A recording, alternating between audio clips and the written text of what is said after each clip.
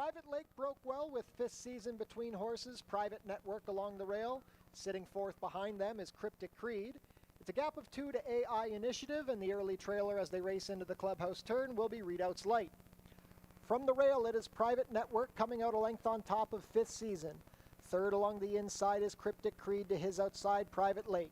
2.5 more to AI Initiative, and then another fourth to Readout's Light, who has about 10 lengths to make up on the leader and about 6 furlongs to make it. 23 and 2 for the opening quarter, and on top as they turn into the backstretch, Private Network has opened up 2. Still watching in second, fifth season, saving ground, Cryptic Creed to his outside, Private Lake. 3.5 to AI Initiative and another 3.5 to Readout's Light. They are well spread out down the backstretch, just over a half mile to race, and Private Network continues to maintain the lead, 2.5 lengths clear, past a half in 46 and 2. Private Lake begins to descend 3 wide, joining fifth season. Cryptic Creed still saving ground. It's still well back to AI Initiative and Readout's Light, who has 12 lengths to make up on the leader. They've yet to catch Private Network. Private Network going comfortably on 2 lengths lead, but here comes Private Lake in second. Fifth season is stalling from third, about 6 lengths back from the leader. Here comes Readout's Light from the back, gaining ground with every stride. Less than a quarter of a mile to go, and Private Network looks to make all the running. It's Private Network on top. Private Lake second. Readout's Light coming in third, but still about 6 lengths off the leaders with a furlong to go. Private Network holding, but Private Lake is gaining. Here's Private Lake and Ishmael Mascara down the outside. Private Lake puts the head in front of Private Network. Down to the wire they come. It is Private Lake by a length. Private Network a game second, then Readout's Light in fifth season, 142 and 4.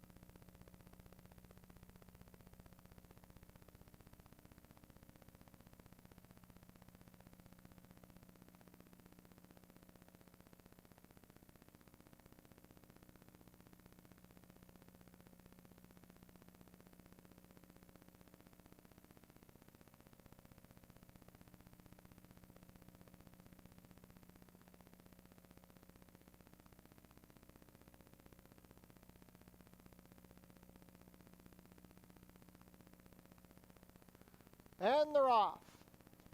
Exceed out well from the center with Great Go-Go. Along the rail, here comes One More Ring and the stablemate Stormy Soul. It's 4 in a cluster for the early pace.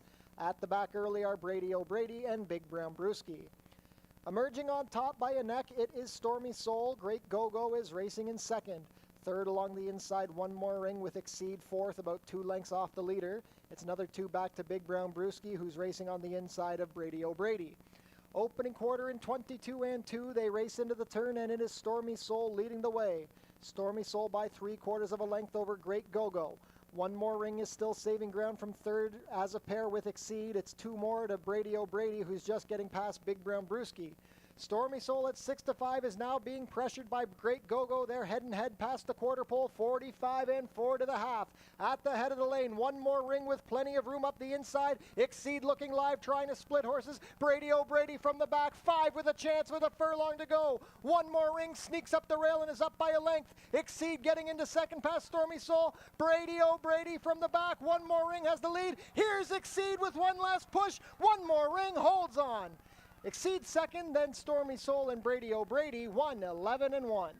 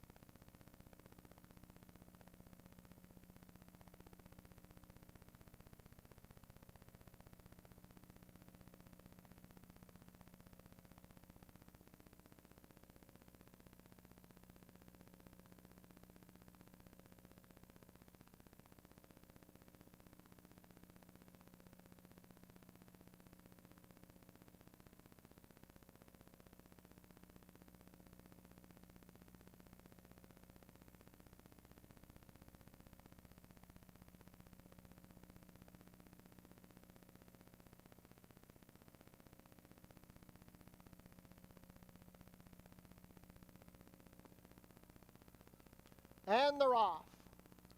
It's a clean break. Grand Ambition going out best of all. Classy Boy along the inside and Mighty Pele splitting them.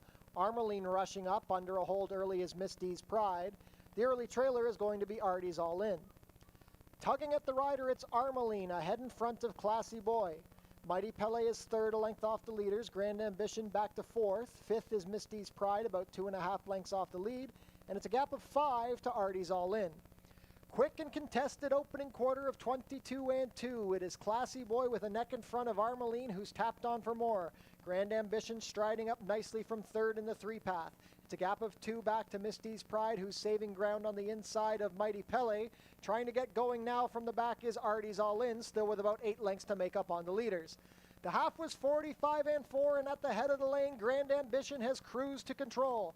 It is Grand Ambition on type. Classy Boy second along the inside. Armeline trying to hold third, but being passed now by Misty's Pride. It's all Grand Ambition extending the margin with every stride.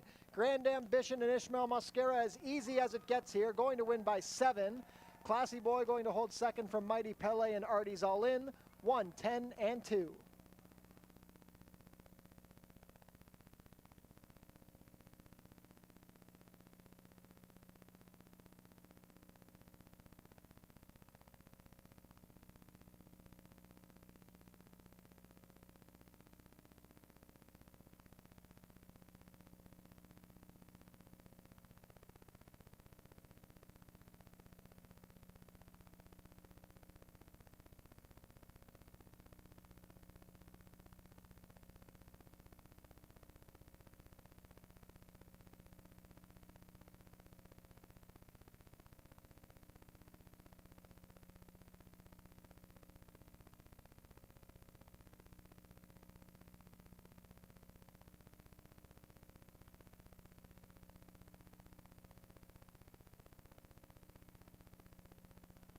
And they're off. Corky dwelt at the start, spots them about 5 lengths. Going up for the lead is Red Maple.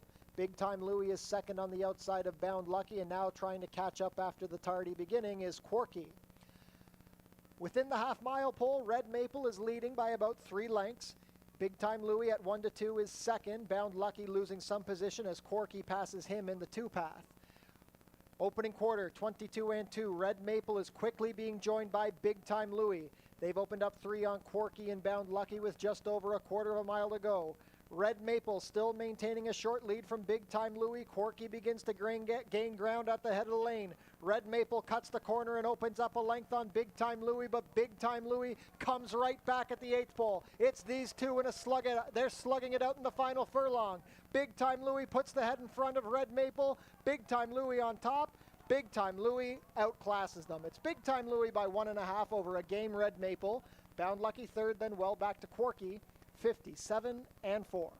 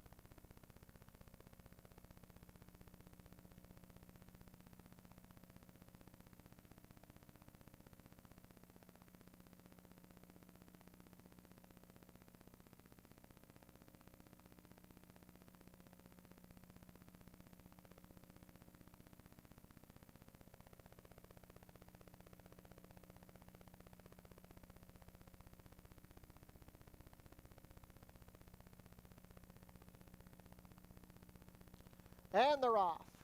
Leah's Sunshine broke sharply this time. She's on top with Almonte Princess and Bamboo's Babe showing some new speed. Jimmy is a breeze along the inside. In between horses is Ashwicken with a signature ring. Then we go back to Ash Carnelli in the early trailer, Froline Victoria. They're a pretty condensed bunch, about 5 lengths front to back. Almonte Princess and Bamboo's Babe head and head on the lead. Jimmy is a breeze in a good spot from third on the inside. Fourth is Always Rosie. Then we have Ashwicken deep on the course with Leah's Sunshine. A gap of 2 to Signature Ring, Ash Carnelli, and Froline Victoria. 23-1 for the opening quarter. They race to the 3 furlong marker, and Almonte Princess sticks the neck in front of Bamboo's Babe. Jimmy Is a Breeze is angling off the rail. She was bet down to 3-5 and moving like a favorite should. 47 flat to the half. Always Rosie begins to stall from fourth. Ashwick in fifth. Froline Victoria is gaining ground from the back. At the head of the lane, it's Jimmy Is a Breeze and Edgar Zenteno taking control. Jimmy Is a Breeze up by 2 over Almonte Princess. Down the outside, Ashwick tries to get into position. Here comes Froline Victoria, but Jimmy Is a Breeze scoring a long overdue maiden victory. Jimmy Is a Breeze in an absolute romp. Jimmy Is a Breeze going on to win by 8. Almonte Princess going to hold second from Ashwick and Froline Victoria, 118-3.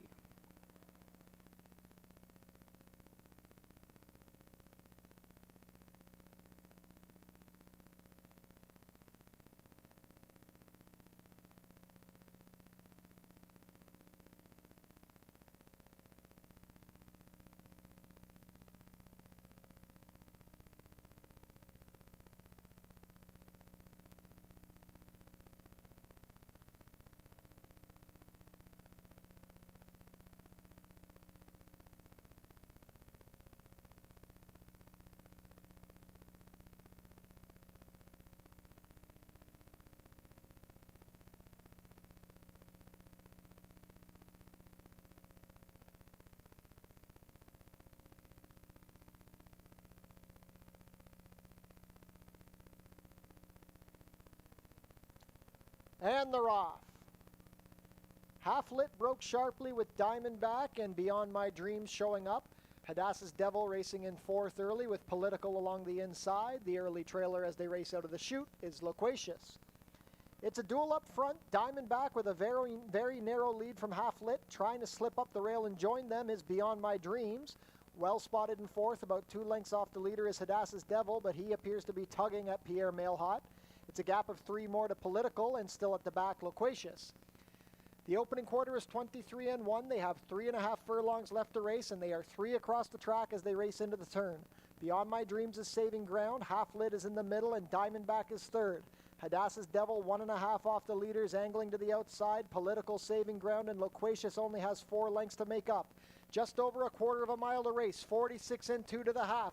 In the lead, it's Half Lit, ahead better than Beyond My Dreams. At the head of the lane, Half Lit fighting on with Beyond My Dreams. Political angling to the outside, making a run with Hadassah's Devil. 4 across the track with 1/8 of a mile to go. Half Lit clinging to the lead. Beyond My Dreams is there, and here's Hadassah's Devil. Political lost his path. It's Hadassah's Devil in front. Hadassah's Devil and Pierre Mailhot on top.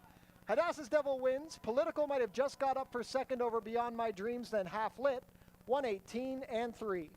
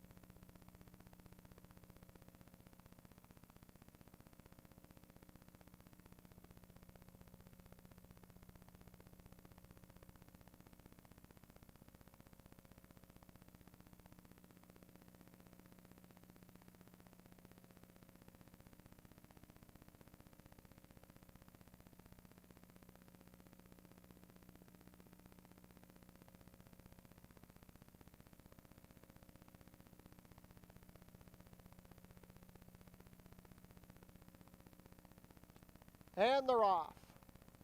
A clean break, Tamina showing speed from the inside. Strike the pose also forwardly placed. And here comes Getting Ahead from the outside to also put the pressure on, but Tamina going to be the pace setter.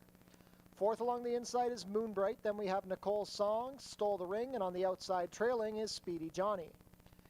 Tamina makes the pace. She's out by a length over Strike the Pose. Third on the inside, Moonbright. Getting Ahead is fourth, racing wide on the course past a quick opening quarter of 22-1. Ridden along from fifth is Stole the Ring. Speedy Johnny is wide, and the trailer is now Nicole Song. They race within the 3 furlong marker. Tamina still has the lead, but she's bearing out, giving room to Moonbright along the inside. Strike the Pose is still racing in third. Getting Ahead is tailing off. Nicole Song tries to launch a rally from the inside, and then we have Speedy Johnny and Stole the Ring.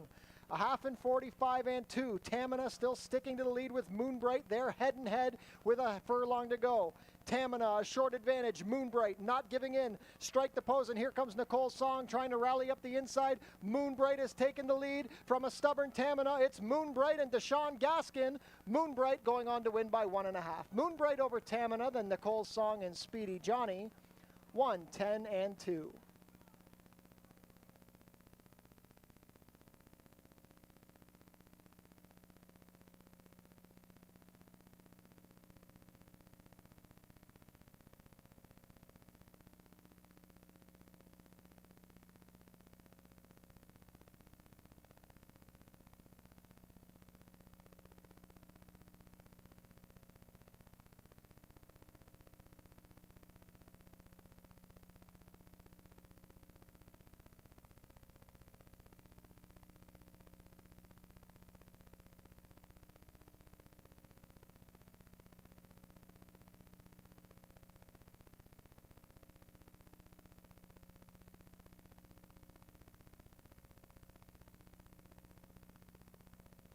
And they're off. Autumn So Flashy out sharply from the far outside.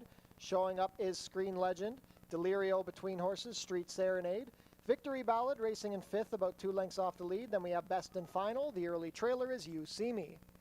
Slipping up the fence and taking the lead, it is Screen Legend and Edgar Zenteno. Delirio is second in the middle with Autumn So Flashy at 3 to 5 third. Gap of 2 to Street Serenade in fourth, 1.5 to Victory Ballad, then Best and Final and You See Me still at the back. The opening quarter is 23 flat and 3 wide. Autumn So Flashy is now taking the lead. He's up by a length. Street Serenade angling to the outside to launch his bid past Delirio and Screen Legend. Best and Final trying to get going from the back. At the head of the lane, it is Autumn So Flashy, but here comes Street Serenade down the outside. Street Serenade puts ahead in front of Autumn So Flashy. Best and Final getting into third. It is Street Serenade taking the lead from Autumn So Flashy, coming down to the wire. Street Serenade and Amanda Vandermeersch. 2 lengths over Autumn So Flashy, then Best and Final and You See Me, 58 and 3.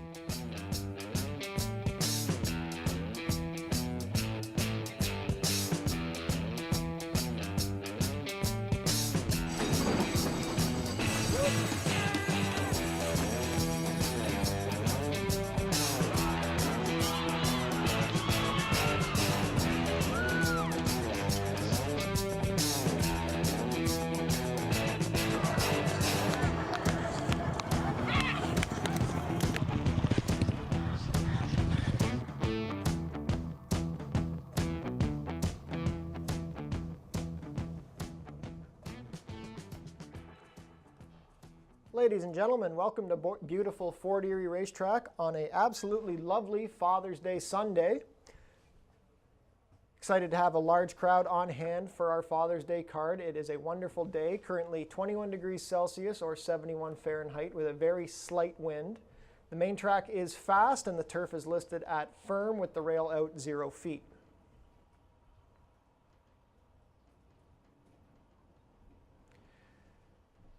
This year marks the 15th anniversary of the Fort Erie Live Racing Consortium. The FELRC is proud to celebrate its 15th anniversary of independently operating the Fort Erie Racetrack. Visit our website, forterieracing.com, for information about everything going on at the track. Tune into the pre-race show to get info about the track conditions, scratches and changes, handicapping selections, and info about upcoming races and events. Racing will be back next week, our first two-day week of the summer, Monday, June 24th and Tuesday, June 25th. Post time both days will be 4:30. Fluffy the Clown is on hand today at the racetrack. She will be here today on both dog racing days and on our family day on July 1st. And on that note, be sure to come out on Canada Day. July 1st, post time will be 12 p.m.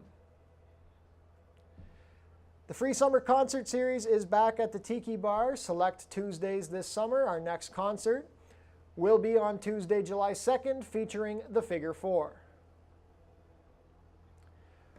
Fort Foodie Fest is coming up on July 7th. Be sure to come out to enjoy a selection of the best food trucks from the Niagara region. You don't want to miss the dog races this summer. The fan favorite Wiener Dogs will be coming out on July 21st. Then on August 18th, we're going to have the Basset Hounds and the brand new Corgi races. Registration for the dog racing events is now open on our website. Mark your calendars. The 89th running of the Prince of Wales Stakes will be taking place on Tuesday, September 10th.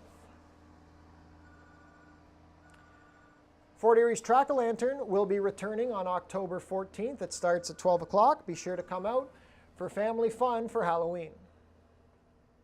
Head down to the Paddock Shack for burgers, hot dogs, sausages, fries, and poutine, plus beers and soft drinks, located near the walking ring. Be sure to book your table in the Turfside Dining Room, open on live racing days. Reservations are recommended. Treat your team to an exciting day at the races. It's only $13.50 per person. The track pack includes one food item, one drink, and a Fort Erie live racing program. For more information, go to our website. Become a member of HPIBet.com today. Get $100 when you bet $100, plus your first bet is on us. Tune into Your TV Niagara for the Fort Erie Race Replay Show, Channel 700, Thursdays at 10:30 and Saturdays at 10. Pick 4 and Pick 5 pools are guaranteed at $10,000. Pick 5s today begin in races 1 and 4. The Pick 4s kick off in races 2 and 5. Jackpot High Five wagering offered in the 8th race today, the carryover, $3,368.06. Smoking is allowed in designated areas only at Fort Erie Racetrack. No food or beverage are allowed in these areas, and no cannabis is permitted on the property.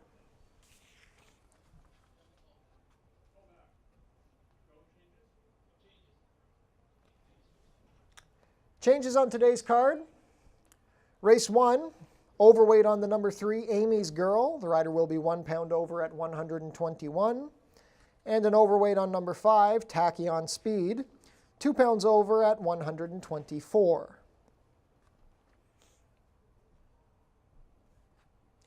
In race 2, an overweight on the number 6, Perfect Provision, 1 pound over at 121. No changes in race 3. In race 4, we have an overweight on the number 2, Thirsty Date. Rider will be 4 pounds over at 116, and take note that apprentice Matthew Dennis will not carry a whip. No changes in race 5.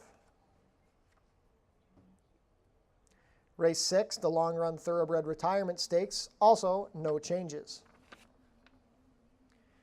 Race 7, we have a rider change on the number 1, Speedy Johnny. Make the rider Terry Husbands. In race 8, the long-run Thoroughbred Aftercare Stakes. Rider change on the number 6, Sheba Town, make the rider Ishmael Mascara. And Stewart scratch the number 10, Pluie d'Avril. Very excited to be here for Father's Day here at Fort Erie. This is always one of the best cards of the season here. It's going to be a big crowd here on hand on a beautiful Sunday afternoon. A couple of stakes races to look forward to on the card. Let's dive into our selections.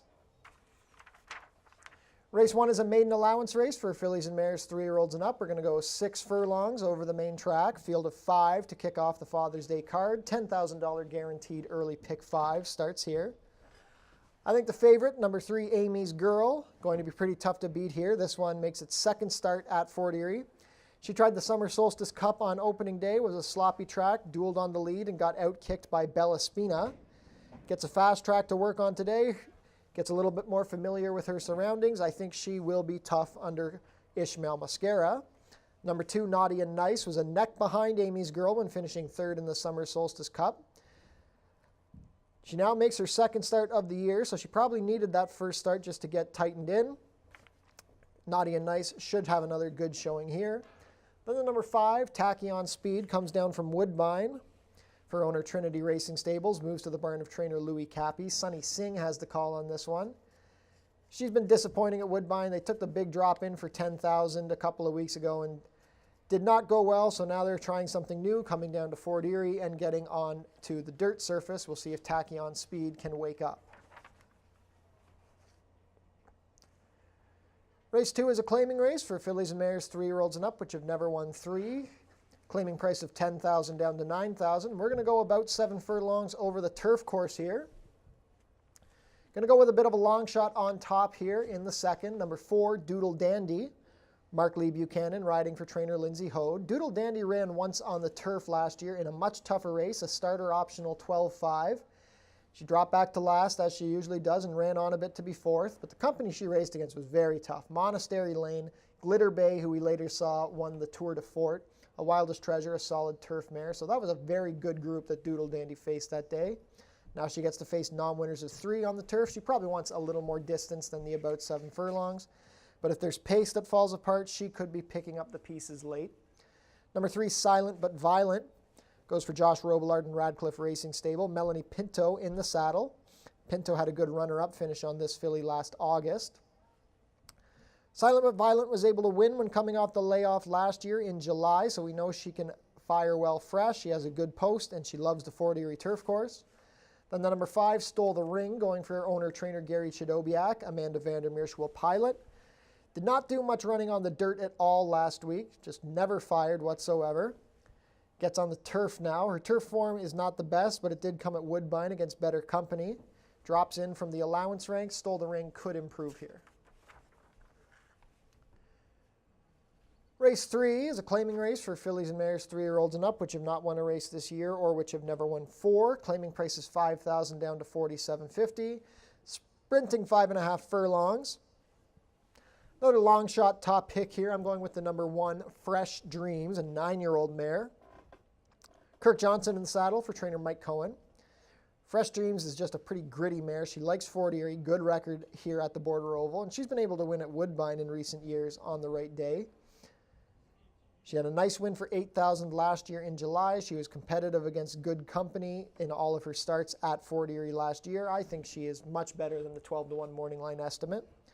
Number 2, Catchy Name, going for the red-hot Jeff Voice barn. Jeff Voice 3 for 3 to kick off the year. Ishmael Mascara, currently the leading rider here at the Fort. Never been on the dirt before, Catchy Name. She was claimed at Woodbine for $5,000 in November and now makes her return. Has a couple of decent-looking works on the page, 48-4 on May 27th.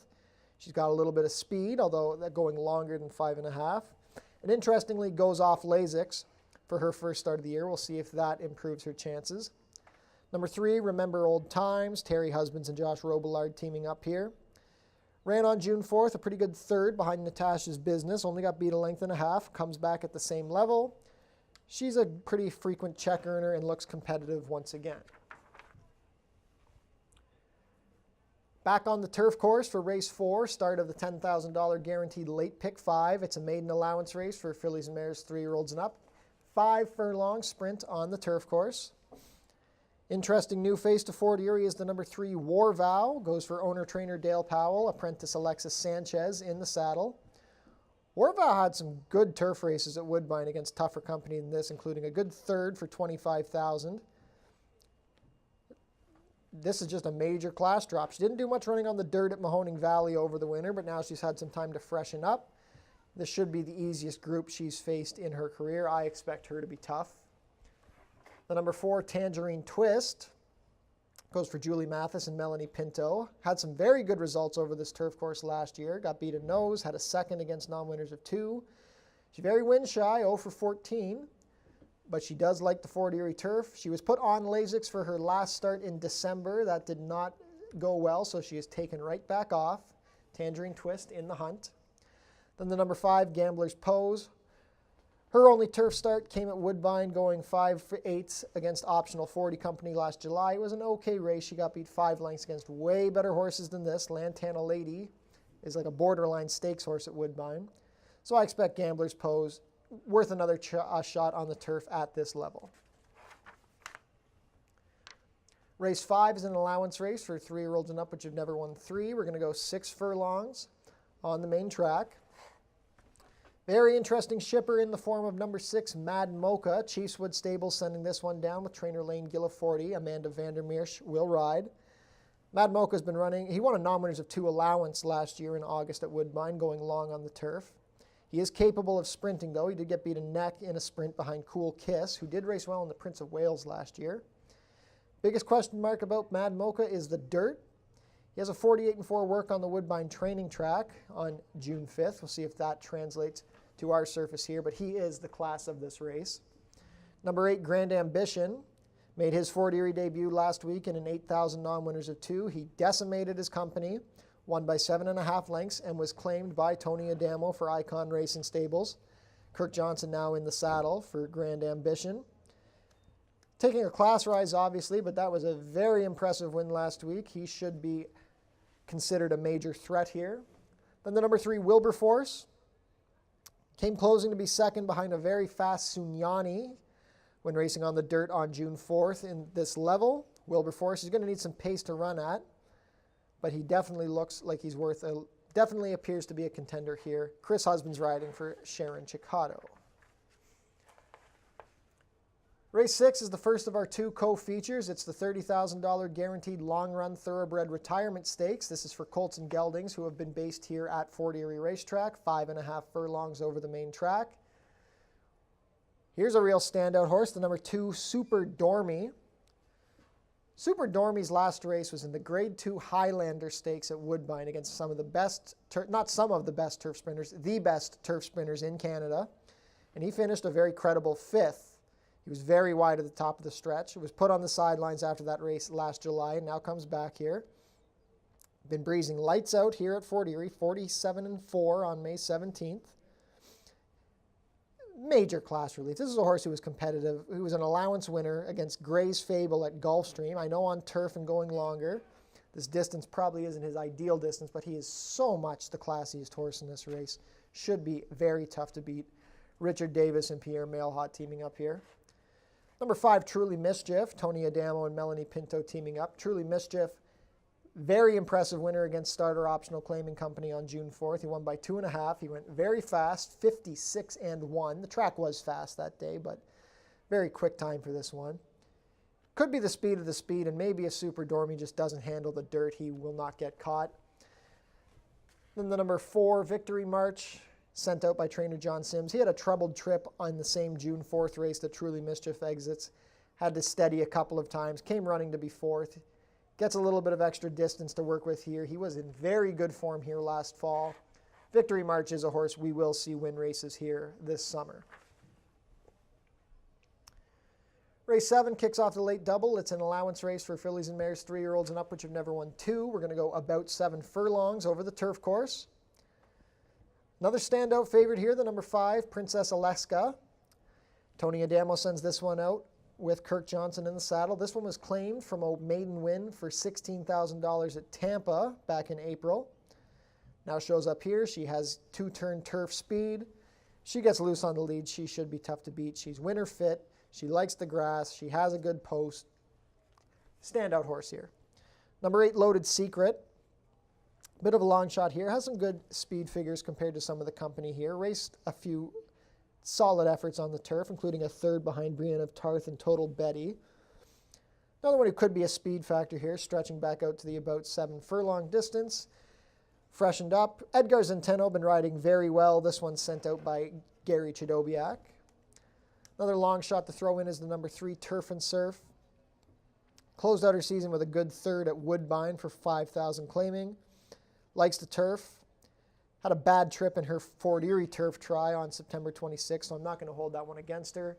Good post. Roy Augustino sends this one out with Mark Lee Buchanan in the saddle. Last race of the day, the co-featured long-run thoroughbred aftercare stakes, $30,000 guaranteed purse. Fillies and mares who have been based here at Fort Erie going to sprint 5 1/2 furlongs. Jackpot high five wagering here in race 8. I'm giving a look to the number 8, Forest B. This one's sent out by Dale Powell. Chris Husbands will ride. Forest B ran a better race than it looks at Woodbine on May 18th in an allowance optional 32,000 claimer. She was in the hunt until about the 8th pole. Got a little tired and had a little bit of trouble in late stretch. And those are much tougher horses than this. Verdejo is a super tough mare at Woodbine. Forest B likes the dirt here at Fort Erie. She is quick out of the gate. I think this is a race that she should fit well in. A lot of eyes are going to gravitate to the number 6, Sheba Town. Ishmael Mosquera picking up the mount on this Sylvan Peon trainee. Sheba Town went 3 for 3 here at Fort Erie last year. She absolutely thrived on the dirt surface. Closed out the year with a win in the Horse People's Luminary Cup. This isn't an easy race by any means, but it's so tough to knock a horse who has a perfect record over the surface. Sheba Town makes her first start of the year here. Then the number 2, Silver Candace, I think is worth a look. She had back-to-back wins at Mountaineer. Then went to Ajax and ran in a mixed breed race, 770 yards or 3 1/2 furlongs. And she was finishing up pretty well. She finished 3rd. Jessadeel, a quarter horse, got loose on the lead and held on there. Jessadeel and Had to Be Relentless are pretty good quarter horses. Silver Candace should appreciate the extra 2 furlongs she gets to work with today. I don't think she's a bad horse at all. Lightly raced and could still be improving.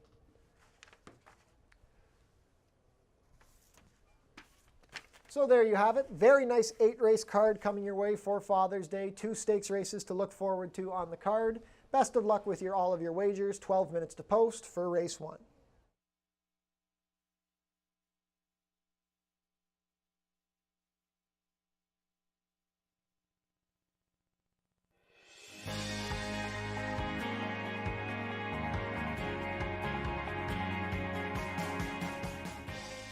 It's easy to make a bet on HPIBet.com. Follow these simple steps and you'll be betting in no time. First, go to the HPIBet.com website. Sign in to your HPIBet account. Find the track and race you want to bet on. Click on the Place Bet button. Click on the bet type you want to wager with. Click on the amount you want to wager. Click on the horse you want to wager on. Click on the green Place Bet button. Review your bet confirmation information. It's all done. Remember, all this can be done on most mobile devices. Now cheer on your pick to victory.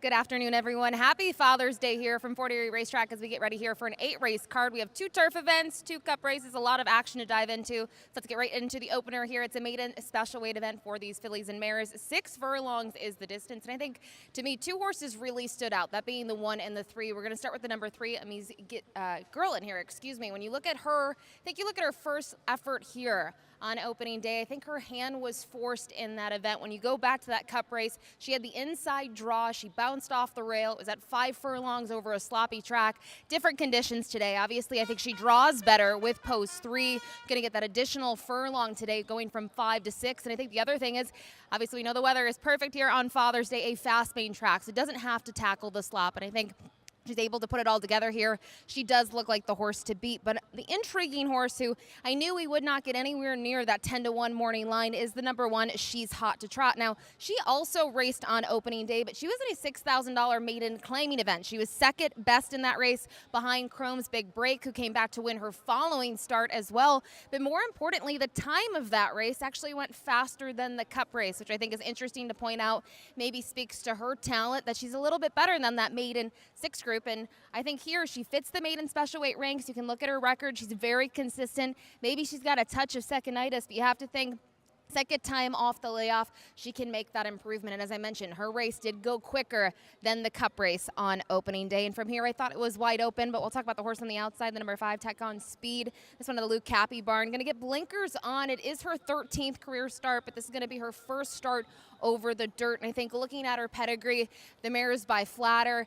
This filly is by Super Speedy. The dirt sprint numbers are very strong, around 19% for those offspring of Super Speedy. So I think this one could really take a step forward, getting onto the dirt for the first time. And the one thing I will say, you look at some of those races, typically has a lot of work to do late, and you don't necessarily want that here over the Fort Erie dirt course. I think hopefully with the outside draw, this filly can get into a better position early on and not be too far off of it and maybe make that one late run. So we'll see what this one can do on the outside. But for me, torn between the 1, She's Hot to Trot, and the 3, Amise Girl, and ultimately went to the 3 on the top spot. Best of luck here in the opener. As a reminder, this is going to kick off our early pick 5, 20-cent minimum with that $10,000 guarantee. Best of luck.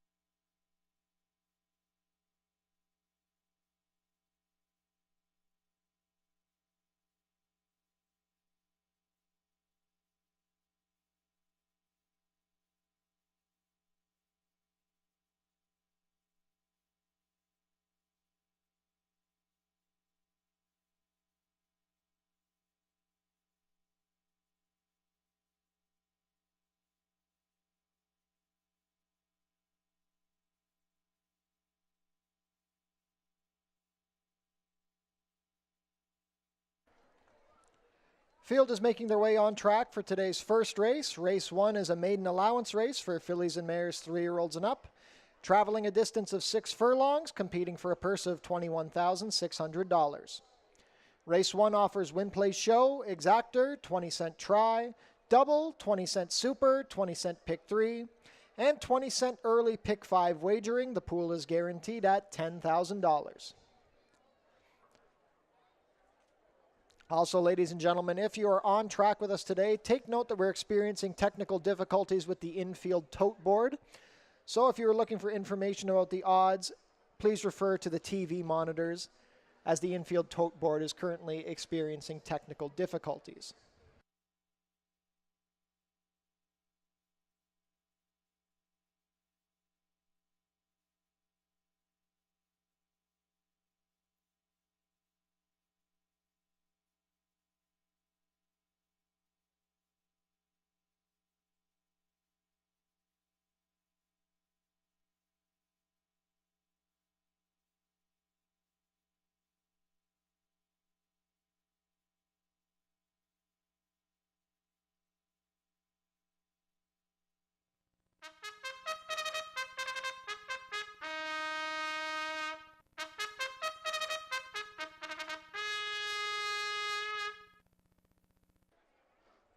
Race 1 post parade, number 1 is She's Hot to Trot.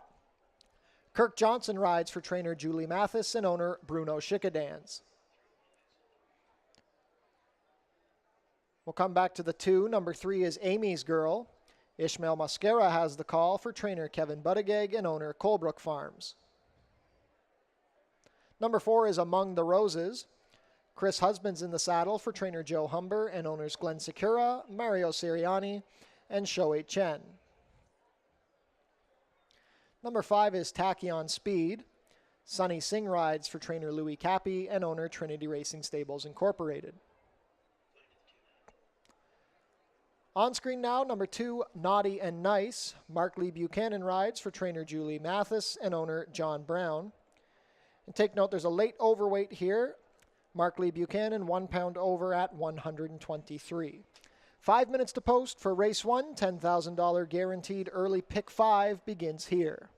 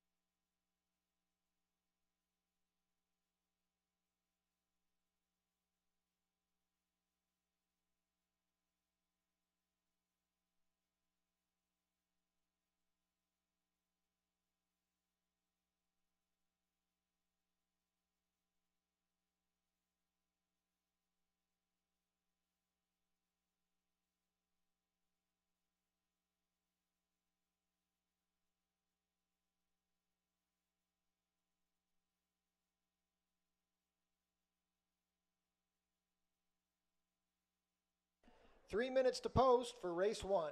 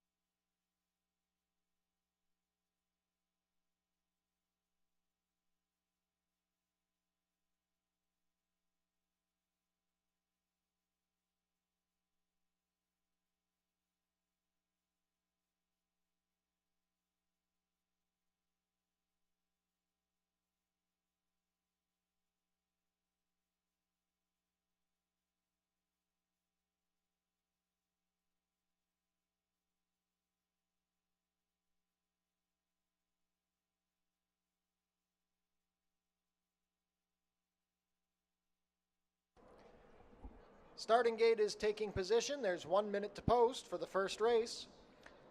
$10,000 guaranteed early pick 5 begins here. Not much time left to get your race 1 wagers in. We will be loading shortly.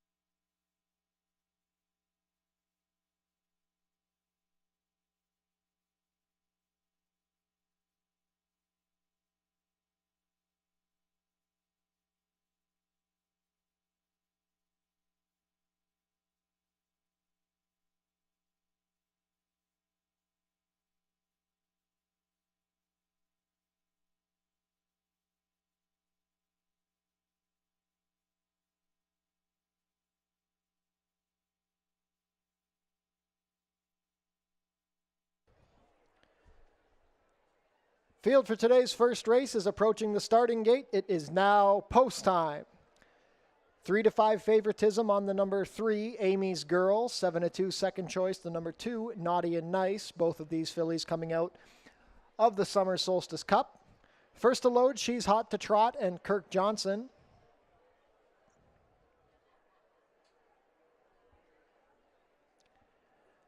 Naughty and Nice with Mark Lee Buchanan, gate 2.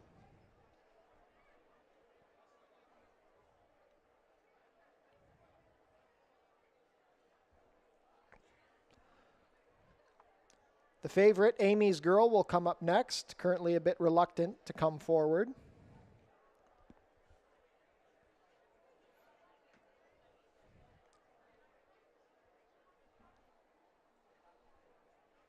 Amy's Girl and Ishmael Mascara.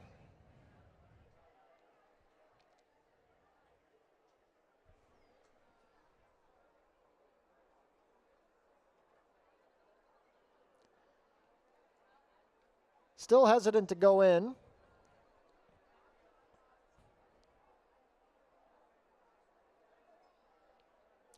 Goes up now. Among the Roses and Chris Husbands.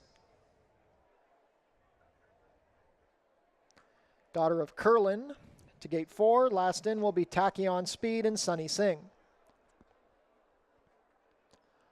All set for a start.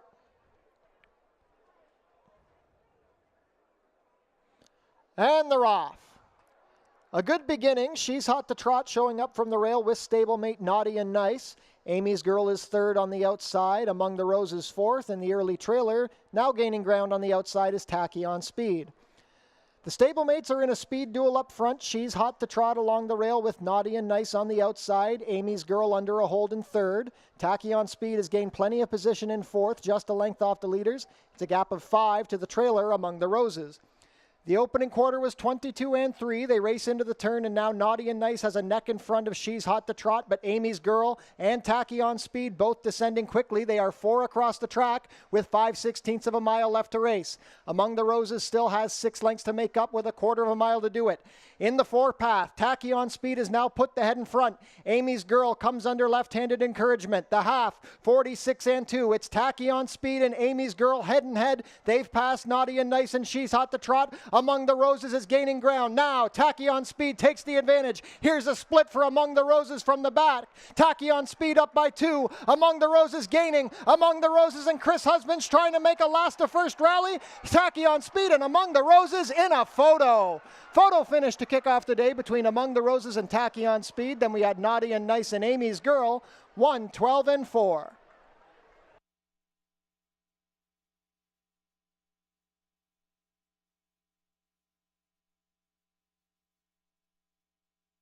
Hold all tickets, it's a photo in the opener.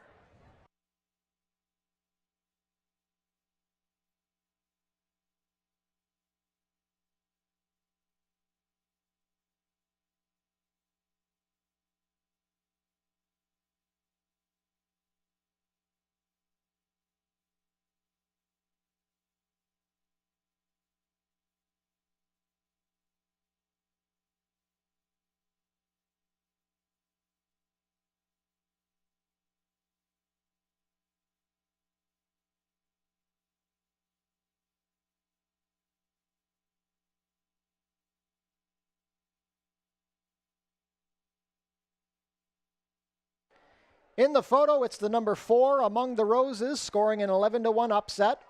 Second is the 5, Tachyon Speed. Third, number 2, Naughty and Nice. And fourth, number 3, Amy's Girl. Unofficial race 1 order, 4-5-2-3.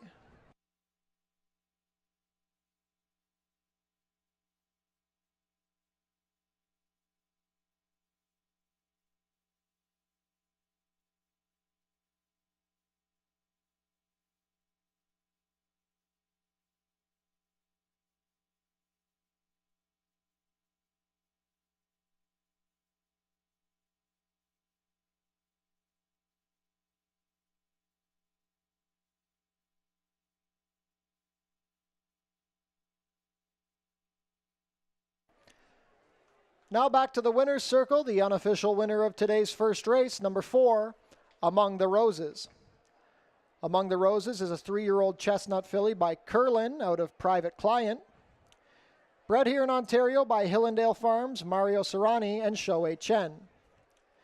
Ridden to victory today by Chris Husbands. Among the Roses is trained by Joe Humber for Glenn Sakura, Mario Serrani, and Shoei Chen.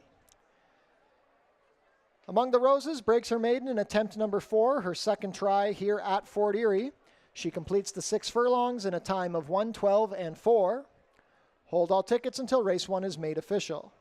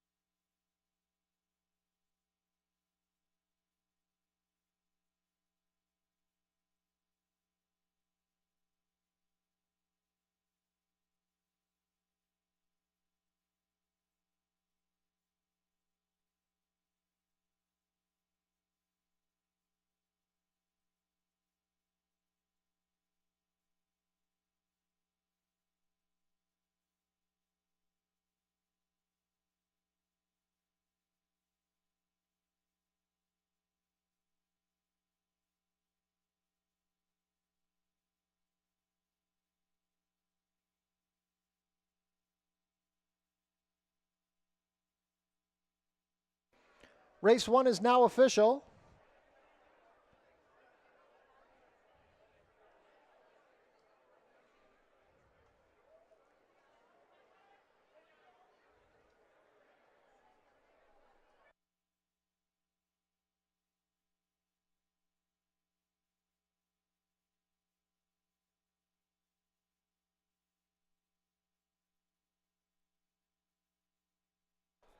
A long shot upset to kick off the card. Among the Roses pays $25.40 to win, 9.10 and 5.40.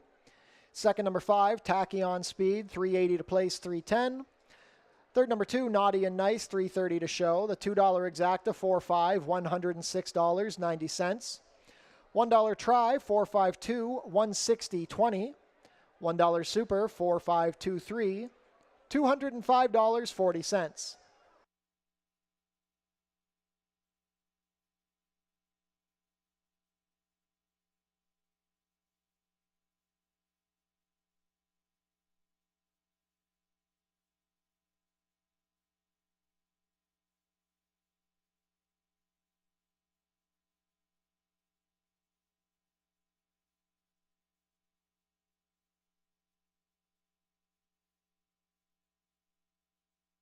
On screen now, the win photo from race 1.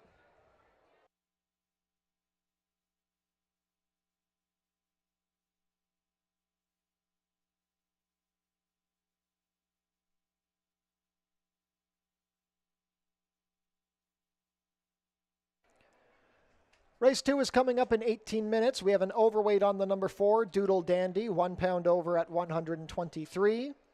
And the number 6, Perfect Provision, 1 pound over at 121.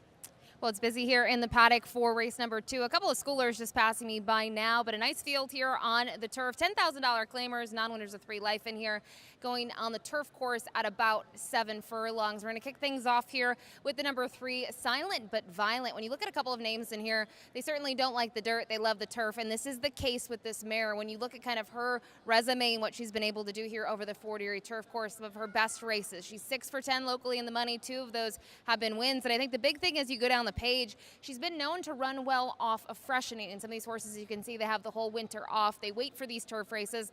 And that's the case with her. We haven't seen her since late September, but just looking at what she was able to do last season from a limited campaign, I was impressed with her score for those non-winners of 2 life. And then even in her following start, you can see she raced very well at the distance against this level of competition, just second best in that group. You can see Melanie Pinto was aboard on that occasion and booked to ride Silent But Violent again today. So like this one, like that this one can be forward as well or sit just off the pace. Some others in here to maybe consider, the number 2, Spring High.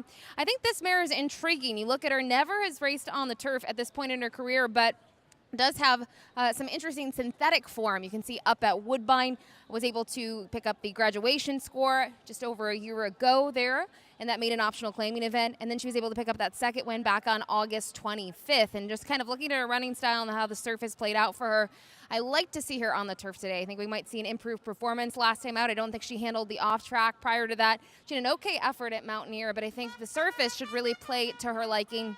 And these connections kind of do pretty well in these turf events here at Fort Erie. And then finally from here, the number 5, Stole the Ring, raced just last week here on the 11th and just did not fire in that allowance event for non-winners of 3 life. So this is a little bit of a class drop, also getting back on the grass. And I know the grass form is maybe a little concerning, 0 for 5, never hit the board, but you have to consider the synthetic form. That's where we've seen most of her success so far in her career in terms of running well, and in some of those races, I think the other key pointing out is she's going to maybe like it here, going about 7/8 and going 2 turns. You can see in her last 2, she's tried those sprint dirt races here, and it just hasn't panned out well, and you kind of go down the page. She has a win at 7/8 against claiming level 7,000 non-winners of 2 life up at Woodbine back in September. You can see she was quite forward in that event, was able to draw clear, and I think it's going to be interesting to see the trip that she gets here from Amanda Vandermeer. She liked the way that she rides her horses, and I think she'll be able to get Stole the Ring in a good position early on, climbing aboard this one for Gary Chidobiak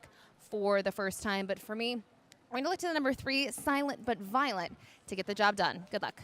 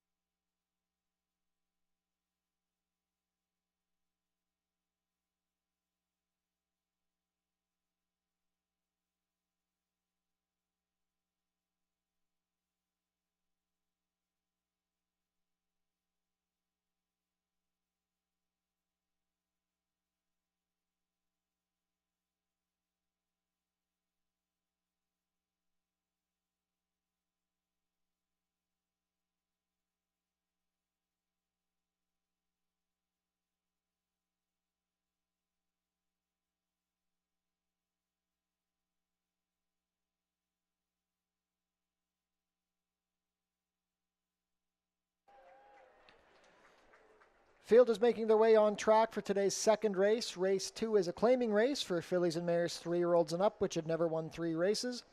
Going for a claiming price of $10,000 down to $9,000. We're going to travel about 7 furlongs over the turf course, competing for a purse of $22,200. Race 2 offers win, play, show, exactor, 20-cent try, double, 20-cent super, 20-cent pick 3, and 20-cent early pick 4 wagering. That pool is guaranteed at $10,000.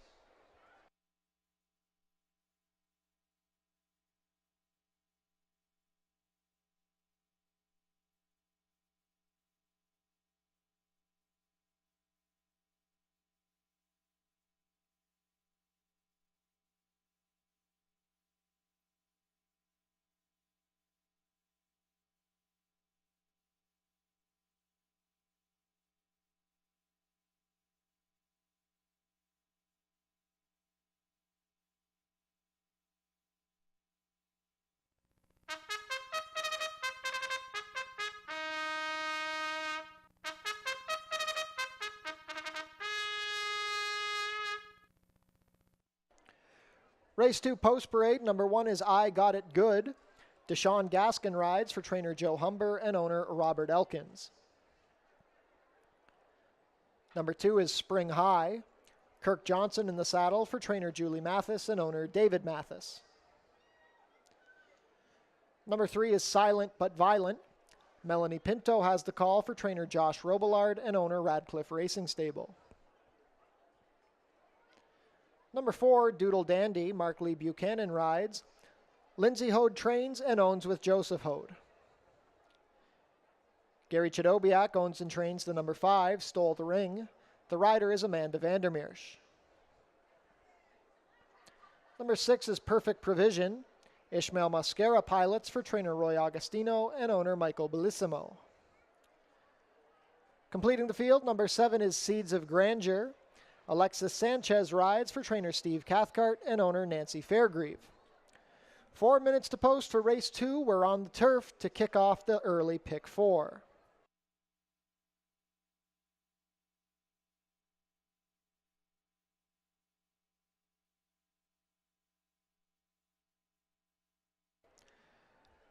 Today's second race is the Harry Davis Memorial. Harry Davis was a longtime blacksmith who worked at both Fort Erie Racetrack and Woodbine for several decades. His wealth of horse racing knowledge and expertise with horseshoes made him a fixture at the paddock and the backstretch, where he is missed greatly by his friends and family at the racetrack.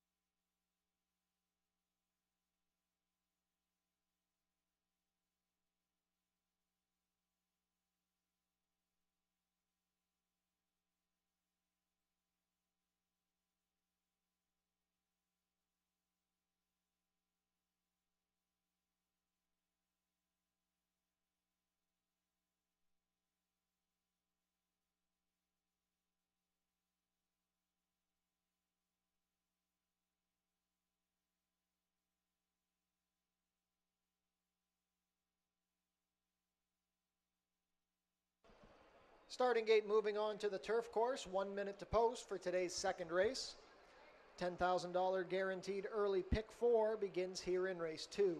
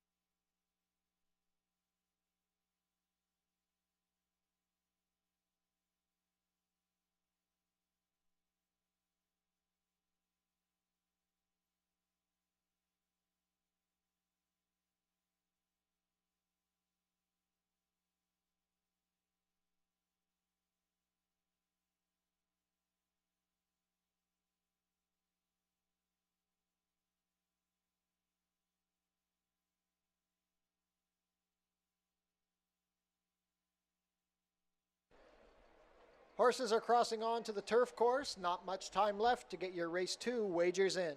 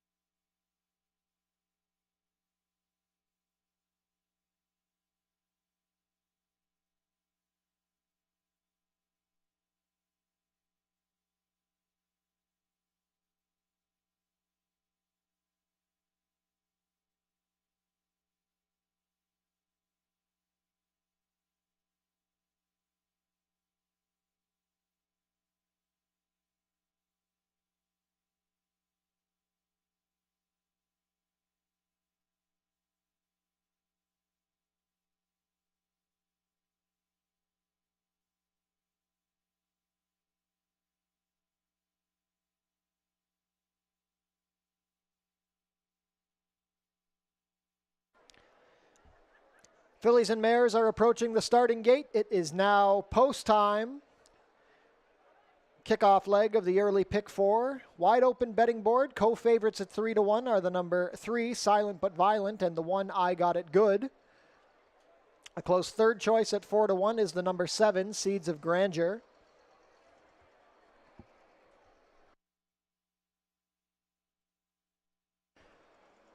First to load, I Got It Good, and Deshaun Gaskin. Trainer Joe Humber looking to sweep the early double. The gray, Spring High, and Kirk Johnson to gate 2.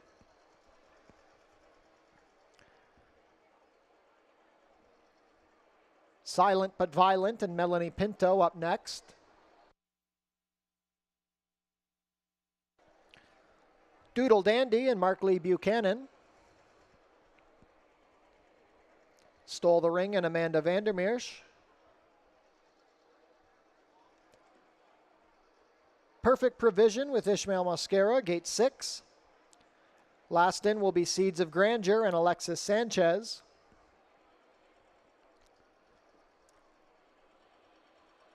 And we're set for a start.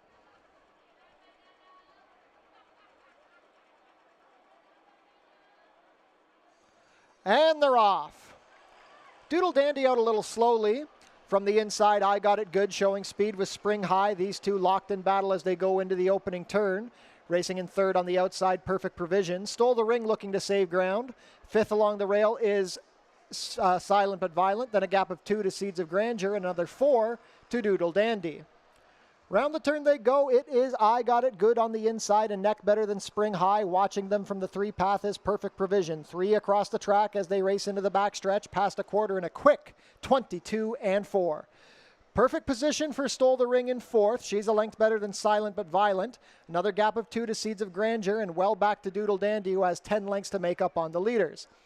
Down the backstretch and into the far turn they go. I Got It Good and Spring High have been 1-2 since the jump. Stole the Ring is into third as Perfect Provision begins to lose position. Silent but Violent being joined by Seeds of Grandeur. Doodle Dandy still at the back. The half was 46-2. This has been a hot pace throughout.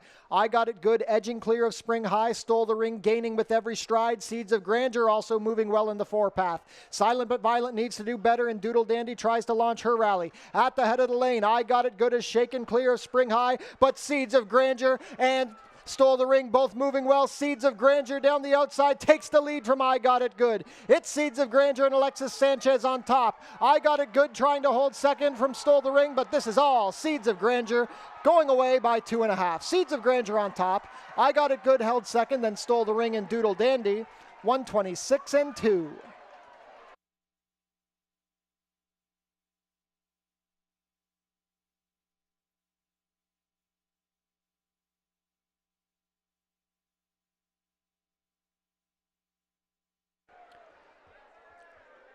Unofficial in race 2, the winner is number 7, Seeds of Grandeur. Second, number 1, I Got It Good. Third, number 5, Stole the Ring. And fourth, number 4, Doodle Dandy. Unofficial race 2 order, 7-1, 5-4.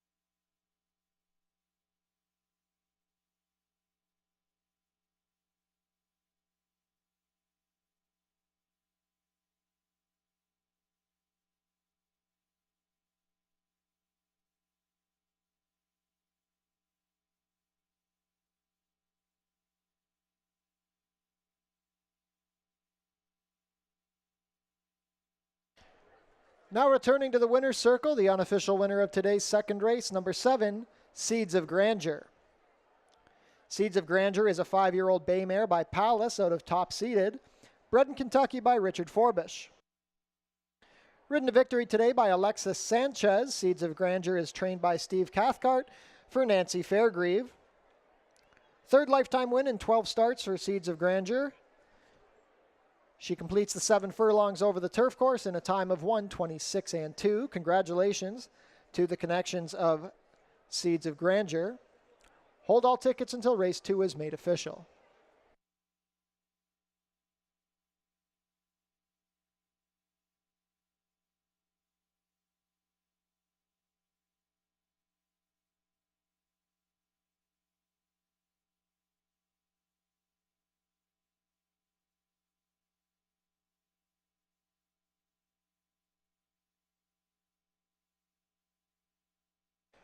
Race 2 is official. Prices are up. Seeds of Grandeur, $19 to win.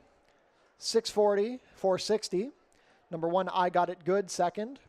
320 to place, 240. Third, number 5, Stole the Ring, $4 to show. $2 exacta, 7-1, 58.40. The $1 try, 7-1-5. $169, 10 cents. $1 super, 7-1-5-4. $741.50. The $2 double, 4-7, $204.50.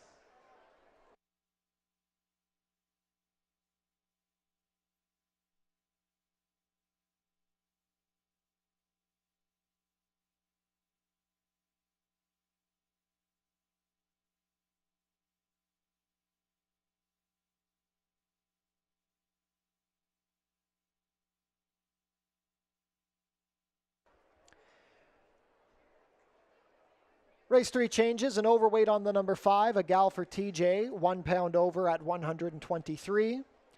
18 minutes to post.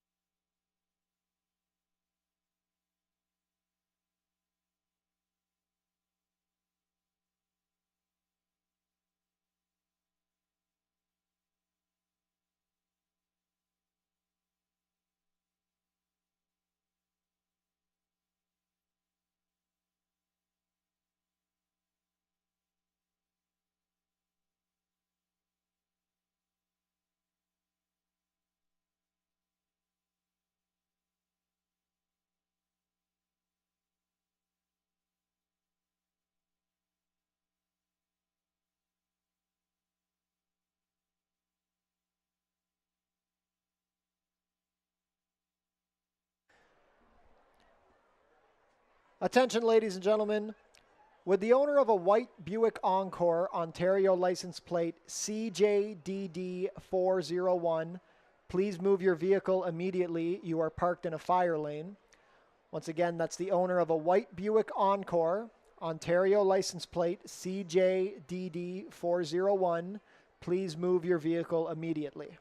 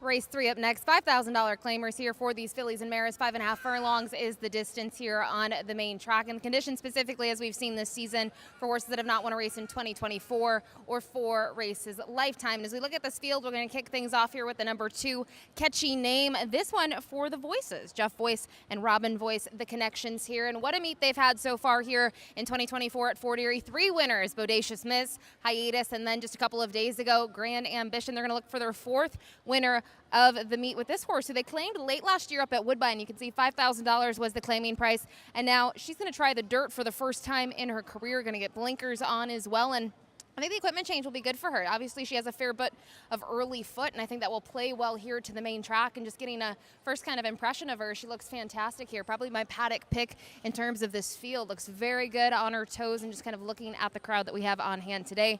And as I mentioned, always the question with the dirt for the first time, but you can see plenty of drills here locally, 5 in preparation for her first start as a 4-year-old filly. And this barn does well with these horses off the long layoff. Now, directly to her outside is the number 3, Remember Old Times. This one for Josh Robillard. She tries every single time. I can't knock her in any way because she just shows up time and time again. She already had 3 starts this year. They've all been 3rd place finishes. So she's going to look to kind of get out of that habit of hitting the board but just not getting the job done. Now, she only has had 1 start since the freshening. It was here back on June 4th. I think she ran a well-meant 3rd in that spot. I think the top 2 looked very tough on paper, but she certainly didn't embarrass herself by any means. You go down the page, she has a fair bit of early foot. I think she kind of wants to be near or on the lead, and I'm not sure she'll have an easy lead in here with some other speed signed on, but still want to use her here in this spot.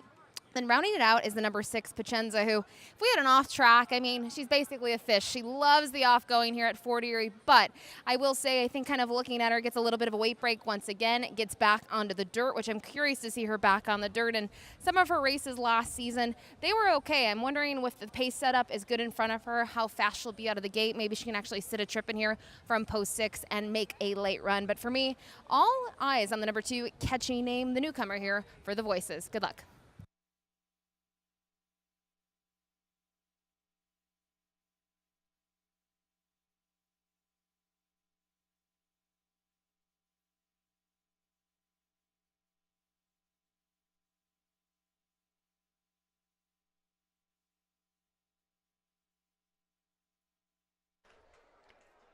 Field is making their way on track for today's 3rd race. Race 3 is a claiming race for fillies and mares 3-year-olds and up, which have not won a race in 2024 or which have never won 4 races. We're going to go 5 1/2 furlongs for a claiming price of $5,000 down to $4,750, competing for a purse of $15,750.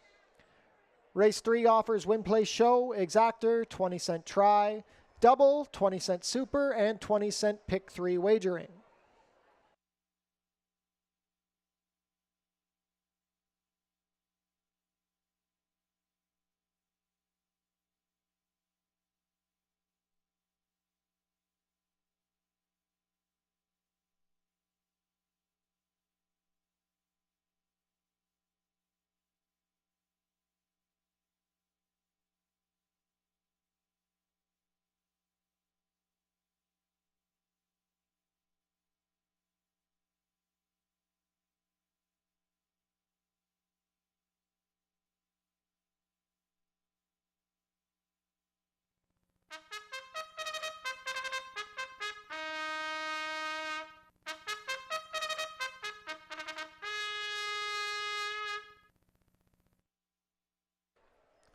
Race 3 post parade, number 1 is Fresh Dreams. Kirk Johnson rides for trainer Michael Cohen and owner Fortunato Galati. Number 2, Catchy Name, Ishmael Mascara for Jeff Voice and owner Robin Voice.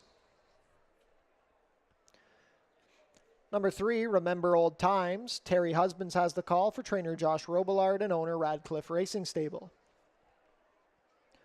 Number 4 is Luema.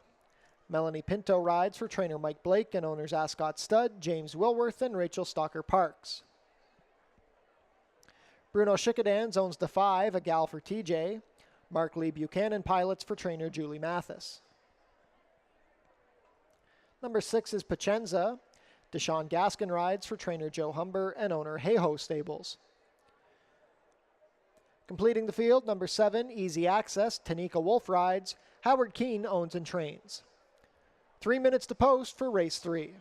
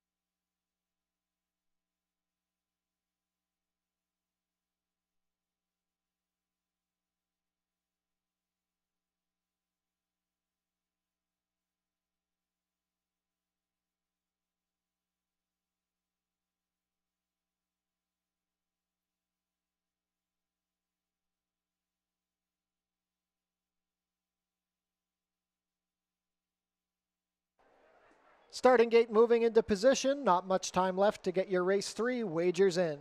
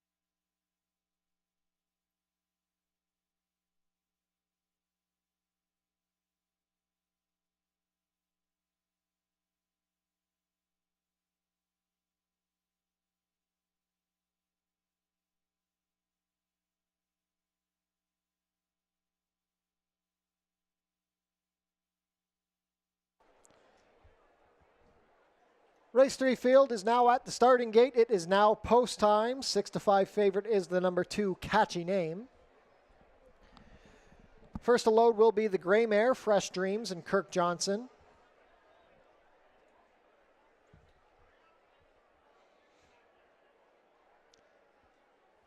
Catchy Name and Ishmael Mascara, gate 2.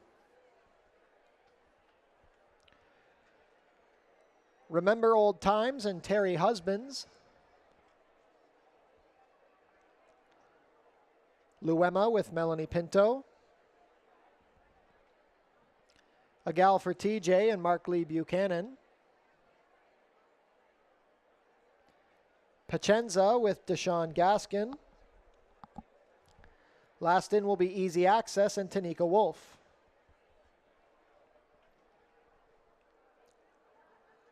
All set for a start.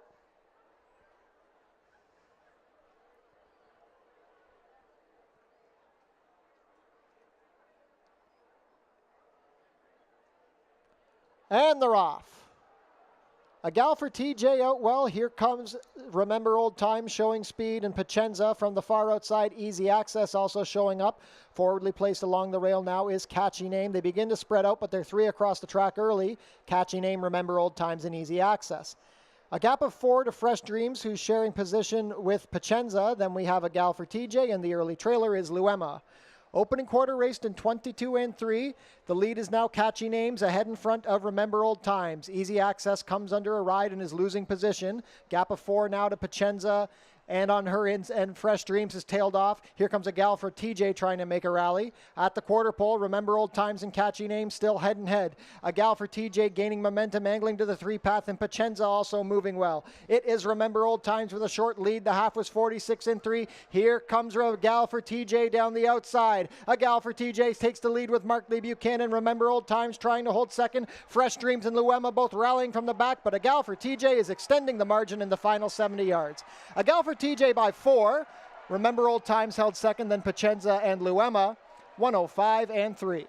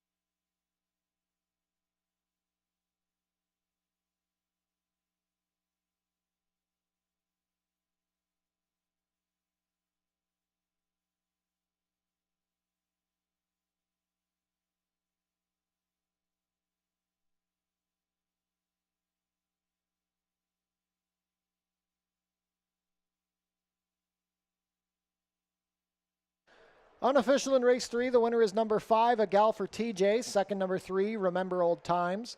Third, number 6, Pacenza. Fourth, number 4, Luema. Unofficial race 3 order is 5, 3, 6, 4. Going to be a minute before we get to the winner's circle presentation, as A Gal for TJ is taking the long way around.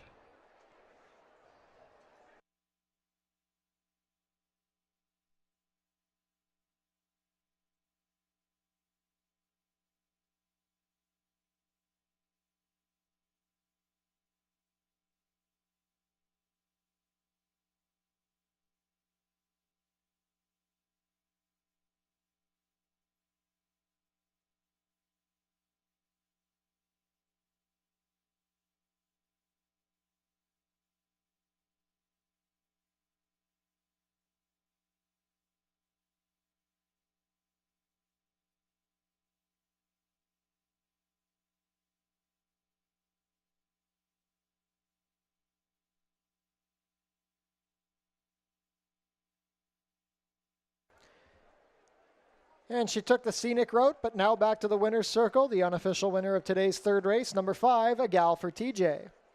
A Gal for TJ is a 4-year-old chestnut filly by Lord Nelson out of Patsy's Holiday, bred in Kentucky by Spendthrift Farm. Ridden to victory today by Mark Lee Buchanan. A Gal for TJ is trained by Julie Mathis for Bruno Schickadans. Fourth lifetime win for A Gal for TJ, her second of 2024. She completed the 5 1/2 furlongs in a time of 1:05 3. Congratulations to the connections of A Gal for TJ. Hold all tickets until race 3 is made official.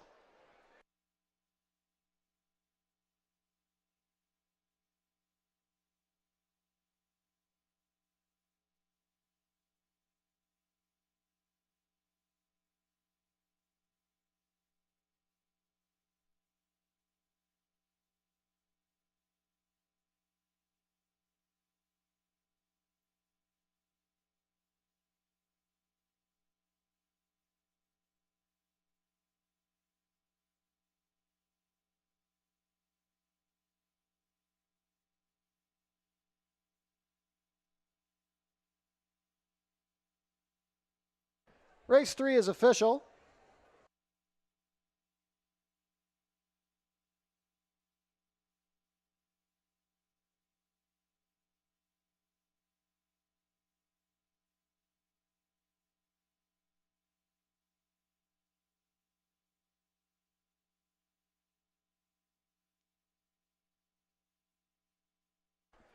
Prices are up. A Gal for TJ, $11.30 to win, $4.80 and $3.20.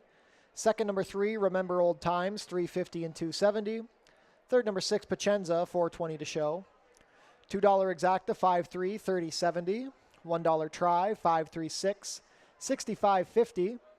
$1 super, $5.364, $183.35. $2 double, $7.5, $136.40. And the $1 pick 3, $808.70.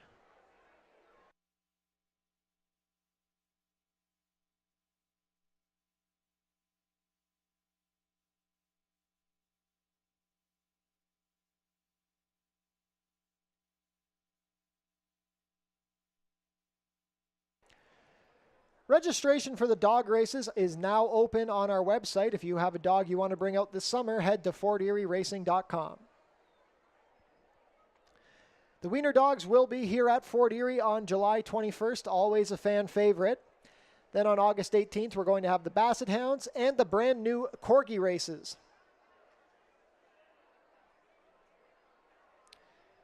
Changes for race 4, an overweight on the number 2, Thirsty Date.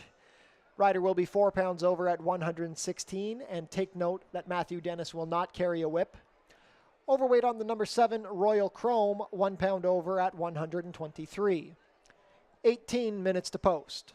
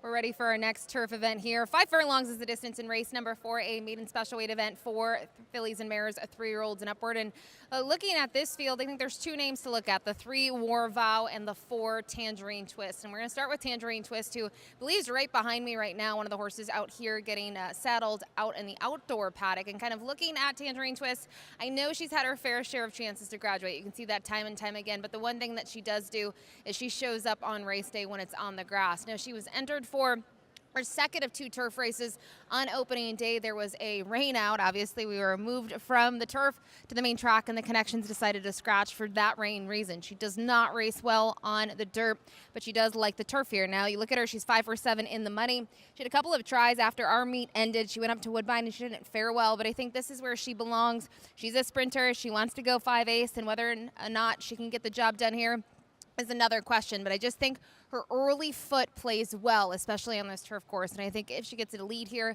if it's an easy one, she can say goodbye. And if you're watching her here in the outdoor enclosure, you can't miss her with those bright pink and neon green colors. She's on her toes. This is her every race day. This is just how she acts. She gets amped up, and she knows it's time to roll. Now, directly to her inside is the number 3, War Vow, a new face here, to Fort Erie Racetrack. Now, she has tried the turf twice in her career, had a 3rd place finish, and I thought it was a pretty good effort. And in fact, both of her turf races up at Woodbine, she faced maiden optional claiming competition, and obviously I think the competition was tougher in those races, but I think she raced very well in her first turf try. She went to the front, she was keen early on, and she tired. That was going 7-ace. Then they tried 6 furlongs, and she took a step forward. So excited to see her cut back in distance, get back on the grass, and another one going to race fresh off the layoff. We haven't seen her since those races at Mahoning Valley back in January, and probably the time off did her well. So we'll see if Dale Powell get his first win here of 2024. And finally, go to the outside, the number 8, Sugar Drop. Joe Humbert already had a win in the opener today with Chris Husbands, and they'll look to do the same here with this 3-year-old daughter, a free drop, Billy, who bought for $10,000 out of the phasing tipped in that digital sale back in April of last year. She just has not gotten rolling. You can see that in her 3 starts. Just hasn't really figured it out, but I think the big thing is to point out, races were as a 2-year-old. She's had plenty of time off. We haven't seen her since mid-October of her 2-year-old season. And in terms of her works, in my opinion, her last 2 works have been a touch better than the others. And I like seeing that kind of entering race day, and maybe she can just take that step forward from 2 to 3. Some horses just don't figure it out earlier in their career. It takes them a little bit, and maybe it's going to be here. What's also worth noting, her first 2 tries, maiden special weight competition, and on debut, she had to tackle the boys up at Woodbine. So just curious to see what she does here in her Fort Erie debut. But for me, we'll see if the number 4, Tangerine Twist, can get it done in start number 15. Good luck.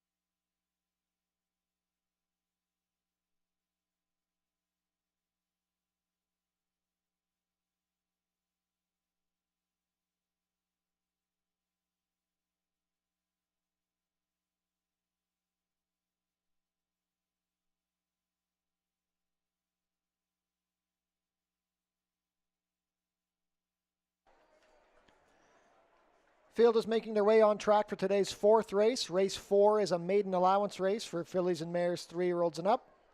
Traveling a distance of 5 furlongs over the turf course, competing for a purse of $21,600.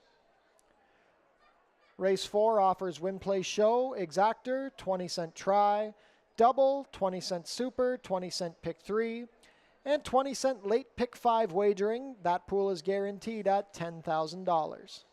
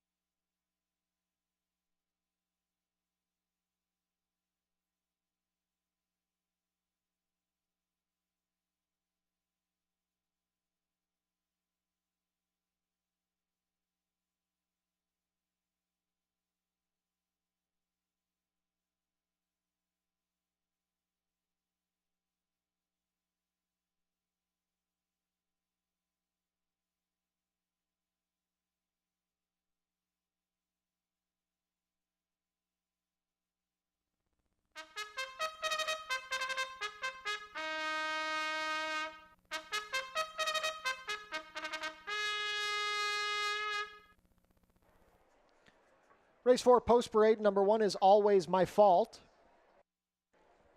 Ishmael Mascara rides for trainer Julie Mathis and owner David Mathis. Number 2 is Thirsty Date. Matthew Dennis in the saddle for trainer Mike Wright Jr. and owners Beverly Curto and Donna Larson.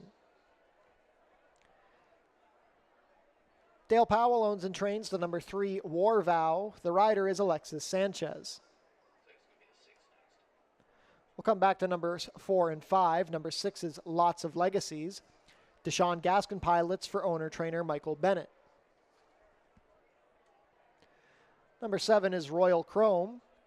Mark Lee Buchanan rides. George Newland owns and trains.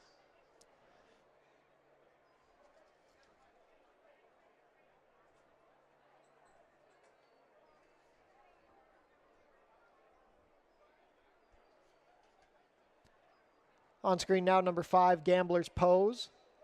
Kirk Johnson rides for trainer Ken Albu and owner Six Brothers Stable.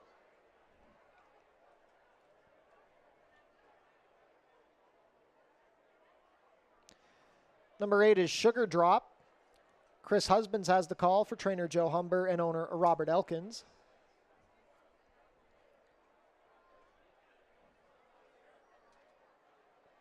And finally, a look at number 4, Tangerine Twist. Melanie Pinto in the saddle. Julie Mathis trains for owner Alicia Robillard.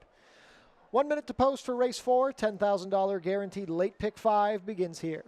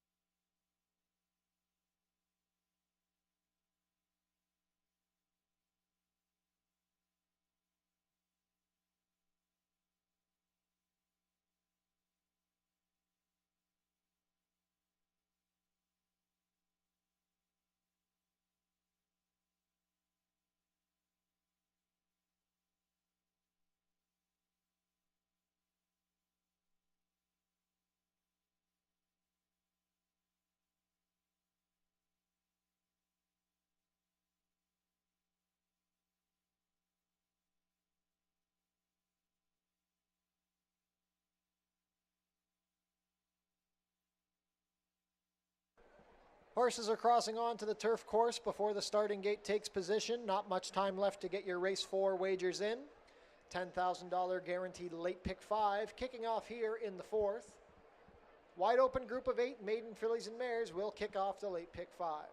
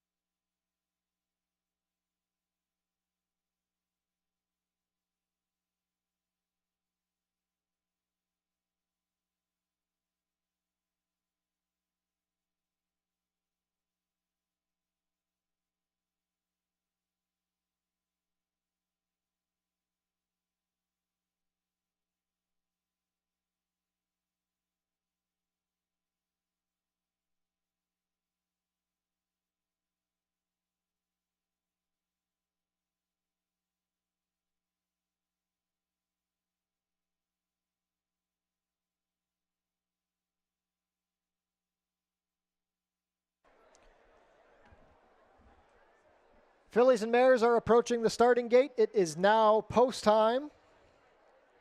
2-1 choice is the number 3 War Vow, making her Fort Erie debut. 3-1 support on the number 4 Tangerine Twist. 4-1 on the number 2 Thirsty Date, coming in from Tampa. $10,000 guaranteed late pick 5 begins here in race 4. First to load will be Always My Fault and Ishmael Mascara.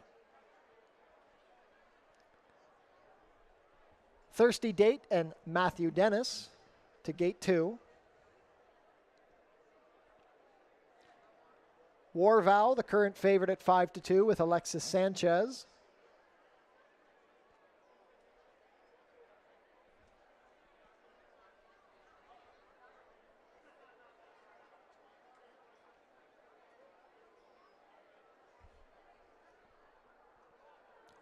War Vow, reluctant to load.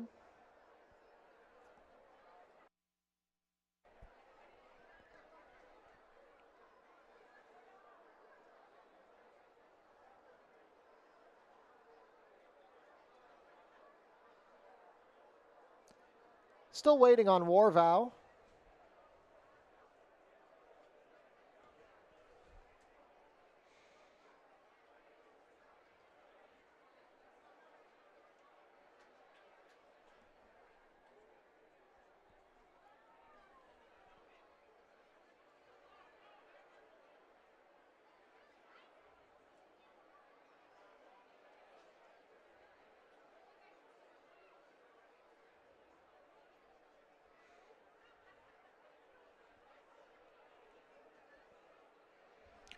War Vow goes up.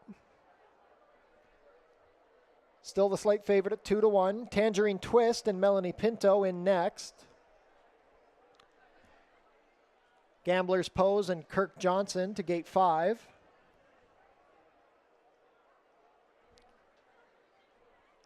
First-time starter, Lots of Legacies and Deshaun Gaskin.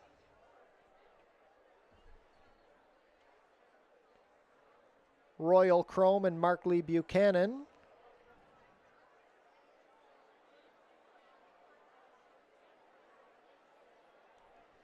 Last up will be Sugar Drop and Chris Husbands.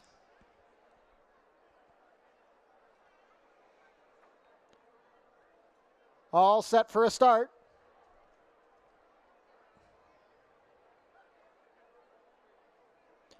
And they're off. Tangerine Twist out well from the center with from the far outside. Royal Chrome showing speed. In the middle is Gambler's Pose, and racing between them is Lots of Legacies. Sugar Drop wide on the course in fifth, and we have Always My Fault, Thirsty Date, and the early trailer is War Vow. Down the backstretch they race, and taking control from the inside is Tangerine Twist, a length better than Lots of Legacies. Royal Chrome is racing in third on the outside, past a quarter in 22 and 4. Gaining ground along the rail is Gambler's Pose. Following that one, Sugar Drop has found her way to the inside. Then we have Always My Fault, War Vow, and at the back, Thirsty Date. Less than a quarter of a mile to race, and Tangerine Twist is looking to make all the running, but Gambler's Pose is angled out to launch a bid. Sugar Drop third on the inside. War Vow trying to get going from the back and down the far outside. Royal Chrome, but Tangerine Twist has opened up too. It's Tangerine Twist and Melanie Pinto. The only threat is Gambler's Pose. Gambler's Pose with a late surge. It's Gambler's Pose and Kirk Johnson getting up 3/4 of a length. Tangerine Twist was second, then Always My Fault and Sugar Drop, 59 and 2.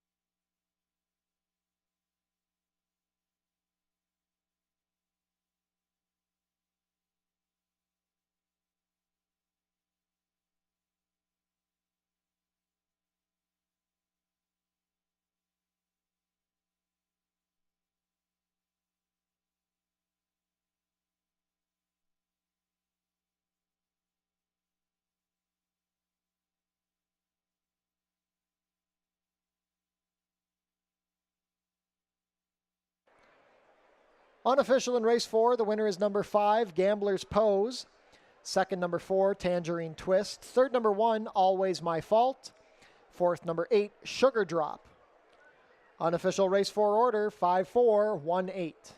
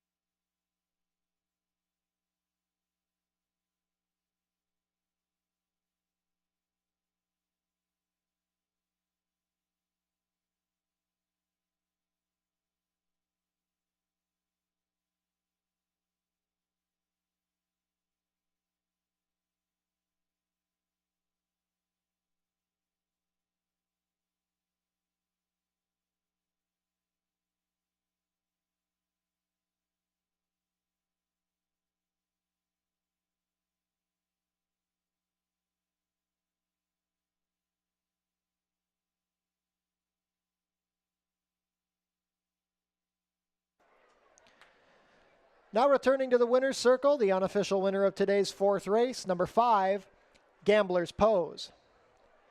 Gambler's Pose is a 4-year-old bay filly by Gamble's Exchange out of Trepose, bred here in Ontario by Gus Diakalukas. Ridden to victory today by Kirk Johnson, Gambler's Pose is trained by Ken Albu for Six Brothers Stable. She breaks the maiden in attempt number 8. It's Gambler's Pose, 5 furlongs over the turf, in a time of 59 and 2. Congratulations to the connections of Gambler's Pose. Hold all tickets until race 4 is made official.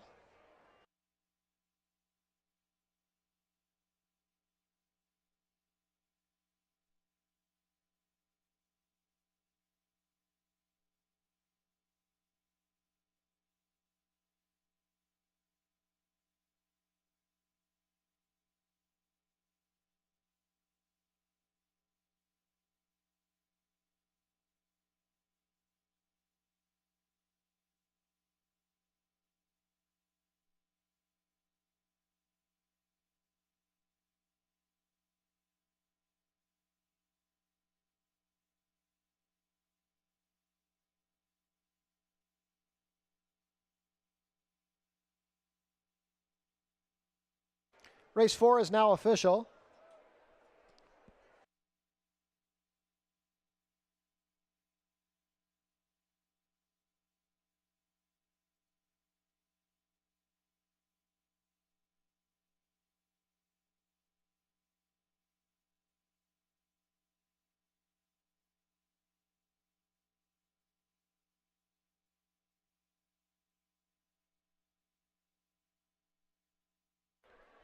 Gambler's Pose, a 10-1 upset, returns 23.80 to win, 9.10 and 6.30. Number 4, Tangerine Twist, second, 3.80 to place, 2.90. Third, number 1, Always My Fault, 5.30 to show. $2 Exacta, 5.4, 83.10. The $1 Try, 5.41, $454, 5 cents. $1 Super, 5.418, $5,101, 55 cents. The $2 Double, a pair of fives, $107.50. And the $1 Pick 3, $629.65.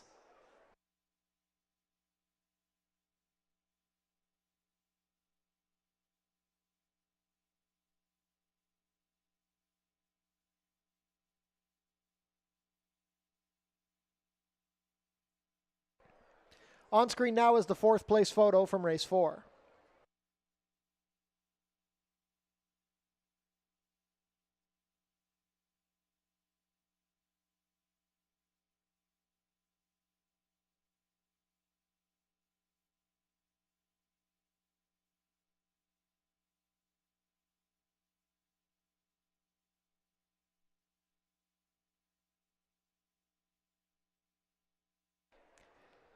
Race 5 is coming up in 18 minutes. There are no changes.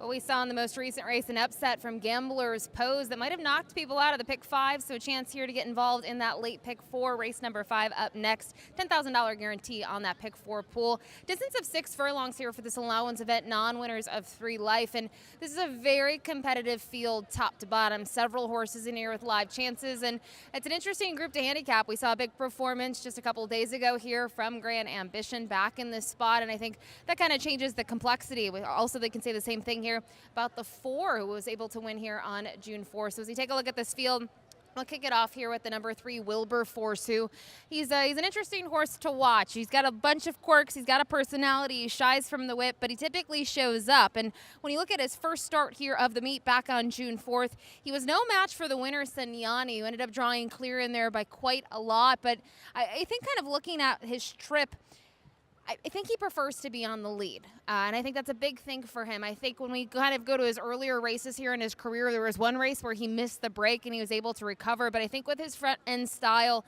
he doesn't necessarily like to chase the pace. So I think when you kind of look at the trip that he hopes to get today, I think Chris Husbands is going to be very mindful of the fact that he might want to be on the lead with Wilberforce, but regardless, look at his resume. 3 for 4 in the money here over the main track. He does have a win here on the dirt. It came in a turf event that was rained off in his second career start. He looked pretty good winning, and I mentioned he has those quirks that we've seen in the past, but Chris Husbands knows him very well, accomplished on both now the dirt and the turf. So I'm going to give him one more shot here, but by no means is this an easy field for him to tackle. Now, I mentioned the 4 was able to win here on June 4th. This is one of the Sue Squires barn. Very impressive win. We got a 61 buyer speed figure, took them gate to wire. That was going 5.5, has to go a little bit further today, and I wonder what's going to happen. I wonder if him and Wilberforce could be part of that pace in here early on if they hook up. I don't know if this horse can necessarily hang around, but man, he went so nicely last time out that I think we have to give him another shot here and at least use him in the exotics. And a good day for Mark Lee Buchanan. Had a win just 2 races ago here on the Father's Day program. And finally, I was torn between the 6 Mad Mocha that I mentioned. The 8 Grand Ambition had a big win here on June 11th, but ultimately I did go to the number 6 in here, Mad Mocha for Langilla 40. Chiefswood Stable with their homebred here, a 5-year-old son of Kitten's Joy, who's going to try the dirt just for the 2nd time in his career. Now, the first time, that was down in South Florida. It was early in his career, a different ball game. Curious to see him here. I think long term, he wants to go further than the 6 furlong distance. You can see his distance races on the Tapete up at Woodbine. He was able to break his maiden at the 1.16 trip. And then his second one was on the turf, also at a 1.16. But like that he has those works over the training track up at Woodbine, which is a dirt surface. The most recent work, 48-4, seems to at least have decent times for those works. So rather have a horse with just limited dirt experience, at least show something in the mornings. And these connections always ship here with intent. Amanda Vandermeersch has the call aboard this 5-year-old gelding. A great betting event here in race number 5. Don't forget, start of the late pick 4. And this sequence is going to include our 2 cup races as well as our 3rd and final turf race of the day. Good luck.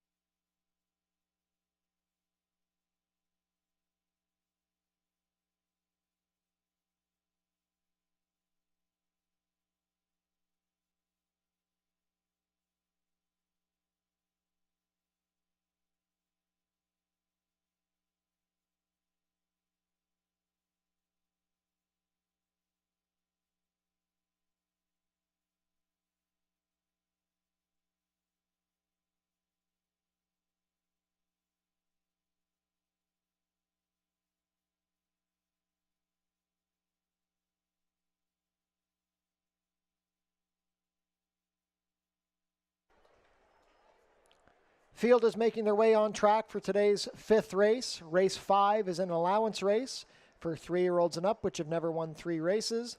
Traveling a distance of 6 furlongs, competing for a purse of $24,600.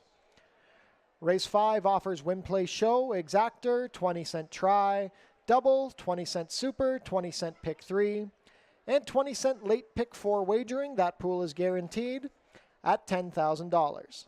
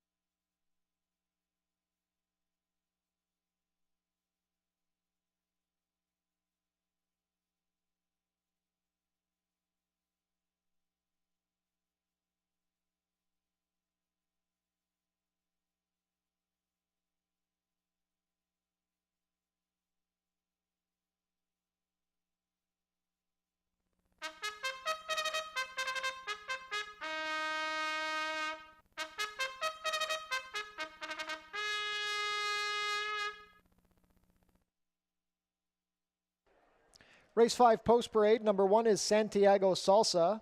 Terry Husbands rides for owner-trainer Howard Keene. Number 2, Glorious Tribute. Pierre Mailhot has the call for trainer Barb Bailey and owner Jennifer Gutierrez. Number 3 is Wilberforce.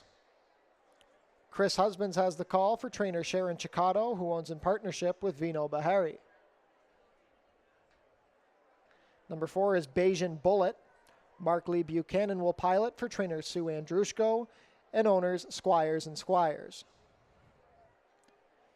Number 5 is I Live by Faith. Deshaun Gaskin rides for trainer Joe Humber and owner Hey Ho Stables. Number 6 is Mad Mocha. Amanda Vandermeersch has the call for trainer Lane Gilliforti and owner Chiefswood Stable. Number 7 is Justin's Way. Edgar Zenteno pilots for trainer Mark Fournier, who owns in partnership with Scott Leith and Dean Zaniel.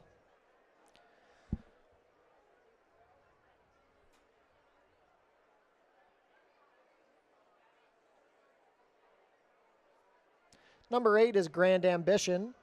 Kirk Johnson rides for trainer Tony Adamo and owner Icon Racing Stables. Race 5 kicks off the $10,000 guaranteed late pick 4. Not too much time left to get your Race 5 wagers in.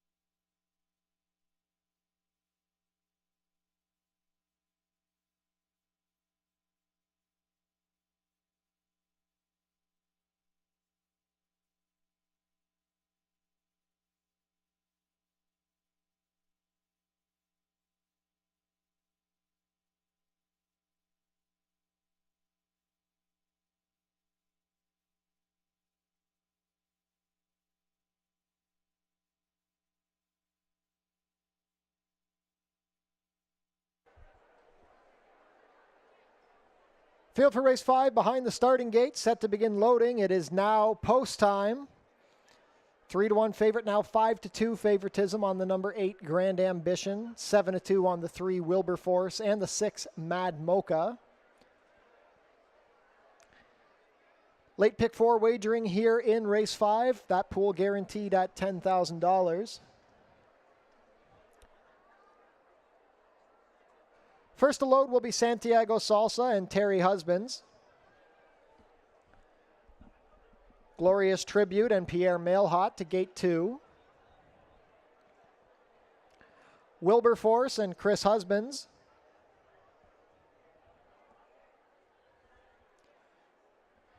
Bayesian Bullet, a last out winner, Mark Lee Buchanan aboard. I Live by Faith, Deshaun Gaskin. Mad Mocha, Amanda Vandermeersch in the colors of Chiefswood Stable.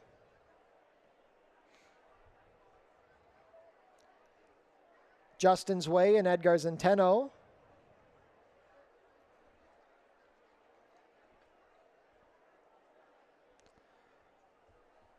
Last in will be the favorite, Grand Ambition and Kirk Johnson, currently at 8-5. All set for a start.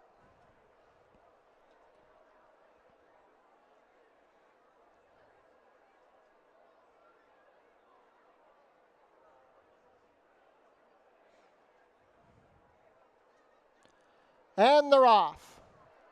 Wilberforce broke well. Grand Ambition from the far outside with Justin's Way. I Live by Faith is also showing up.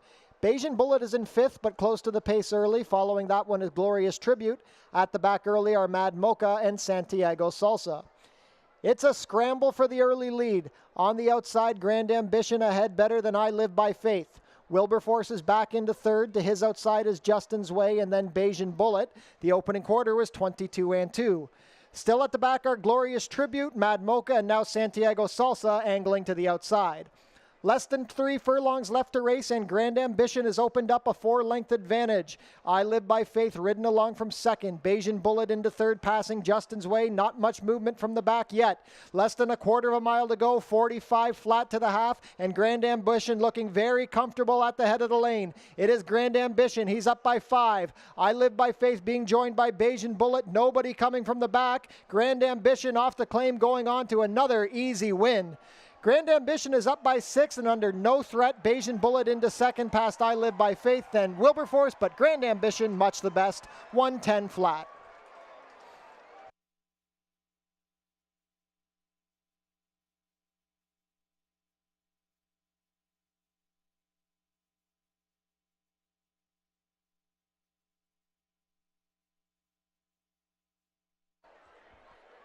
Unofficial in race 5, the winner is number 8, Grand Ambition. 2nd, number 4, Bayesian Bullet.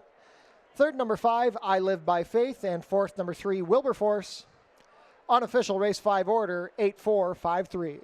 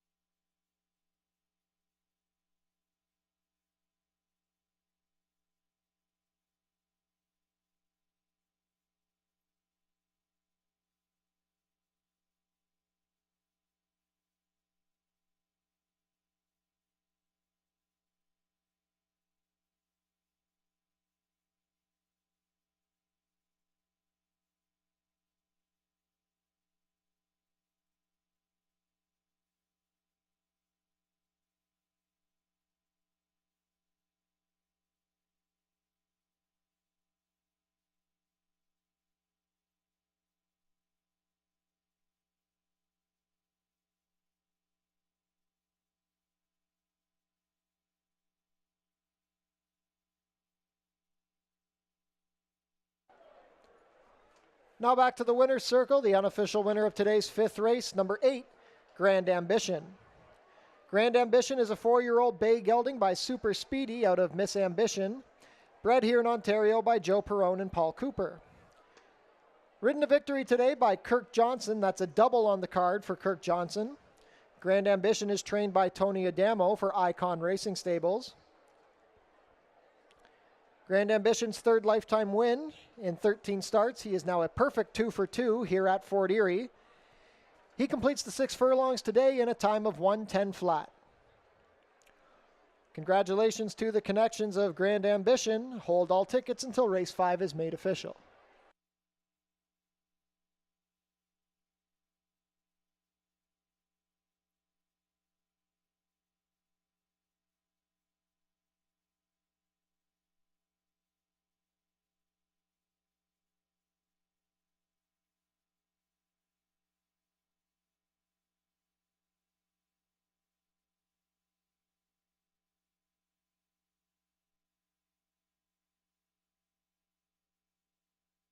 Race 5 is now official.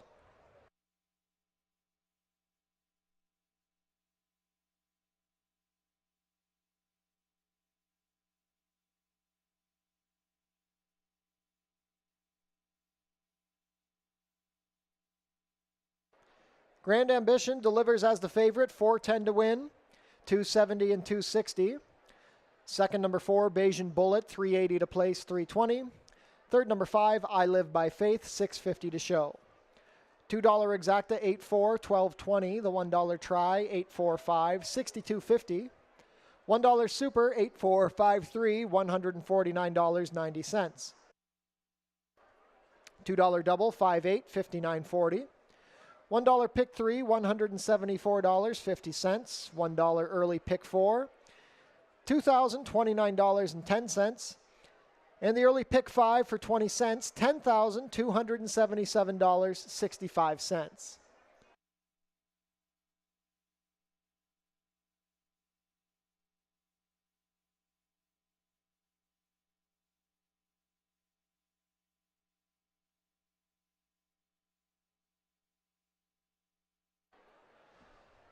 The Free Summer Concert Series is back on select Tuesday nights this summer. The full schedule is on screen now. Concerts begin around the last race, after the last race around 7:30.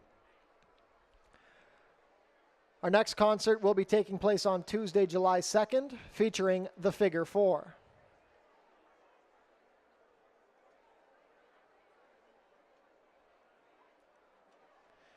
Race 6 is up next, the Long Run Thoroughbred Retirement Stakes. 18 minutes to post. There are no changes.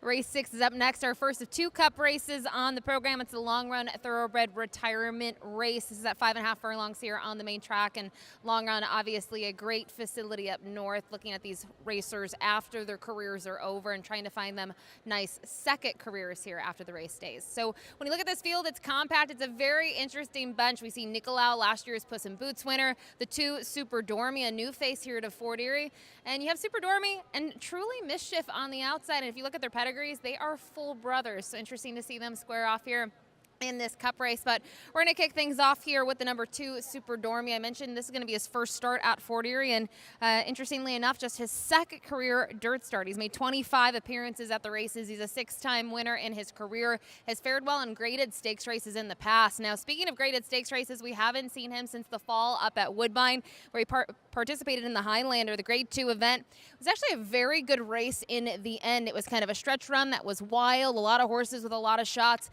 as they neared the wire, and he finished 5th in that field of 9. Now, big question will be the dirt, and it's always kind of tough to gauge, but I will say, look at those workouts. He's got 3 bullet drills in preparation for his return to the races, now in the barn of Richard Davis, who's been off to a good start here at Fort Erie with 2 winners. They came last Tuesday in the form of Private Lake and Hadassah's Devil, and based on the workouts, you have to think he's going to be fine here. Into Mischief horses, their offspring, I mean, they can run on just about anything. So we'll see what Super Dormy can do here. Other horses maybe to look at, I mentioned the 5 Truly Mischief. His full brother, a 5-year-old son of Into Mischief, who's a 4-time winner. He was able to win here on June 4th, and it was a very impressive performance. Sophia Vivis was aboard in that race, was able to break out of the gate and didn't rush him over to the rail or anything, left him kind of a couple pass off that inside, let him get into a nice rhythm, and then when he took command, he took it quite easily, drew clear by 2.5 lengths, and got an 81 Beyer speed figure for that effort, a career best number for him. And like that he's drawn the outside here, and Melanie Pinto in the irons always gets these horses out of the gate, and I think that's what he'll need in this spot. Finally, the number 1, Nicolau. He's been a fun horse to watch. Now, he does have a win here on the dirt, his lone dirt win. We saw that last year when he went 3 for 5, and that was going 1 mile and 70 yards, 5.5 furlongs, obviously a different ball game. His other big win last season was in the Puss in Boots, also going around 2 turns at 1 mile and a 16th, but I will say he has the inside here, and we'll see what he can do at a sprint distance. Don't necessarily love the inside going 5.5 for a horse that's coming out of races that are typically longer, but I did think his last out effort at Oaklawn Park was very respectable. He finished 3rd after being towards the back of the pack early on and closed late. But a great race here. Just 5 runners in here, but all of them look good. Sanyani, we didn't talk about, was able to win last time out. And Victory March was closing late here in that same race as Truly Mischief. But this is our first of 2 Cup races, as I mentioned. This is the Long Run Retirement. Good luck.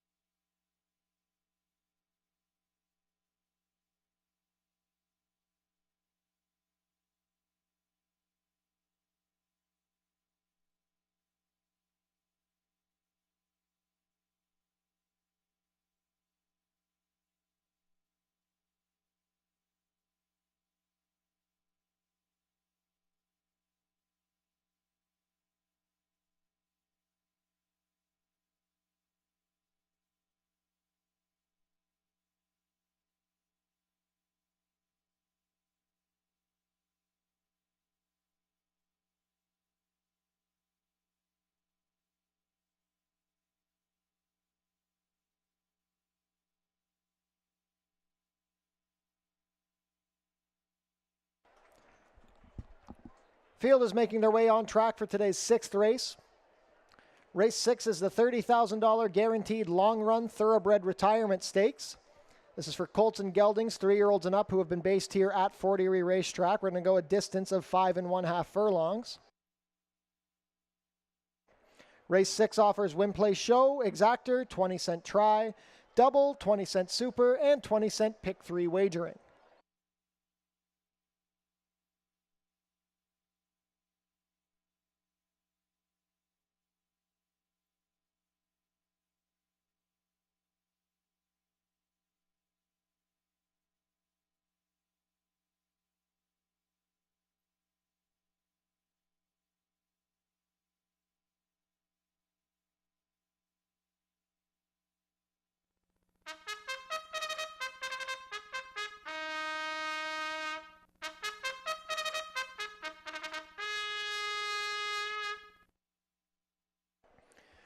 Post-parade for the long-run thoroughbred retirement stakes. Number 1 is Nicolau. Chris Husbands rides for trainer Kevin Buttigieg and owner Henley Thoroughbreds Limited.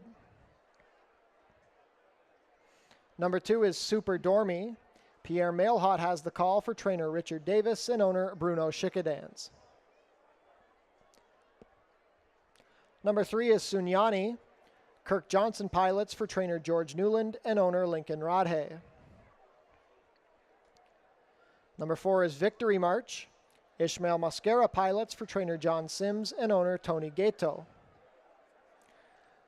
Completing the field, number 5 is Truly Mischief. Melanie Pinto rides for trainer Tony Adamo and owner Icon Racing Stables. 2 minutes to post for the long-run thoroughbred retirement stakes.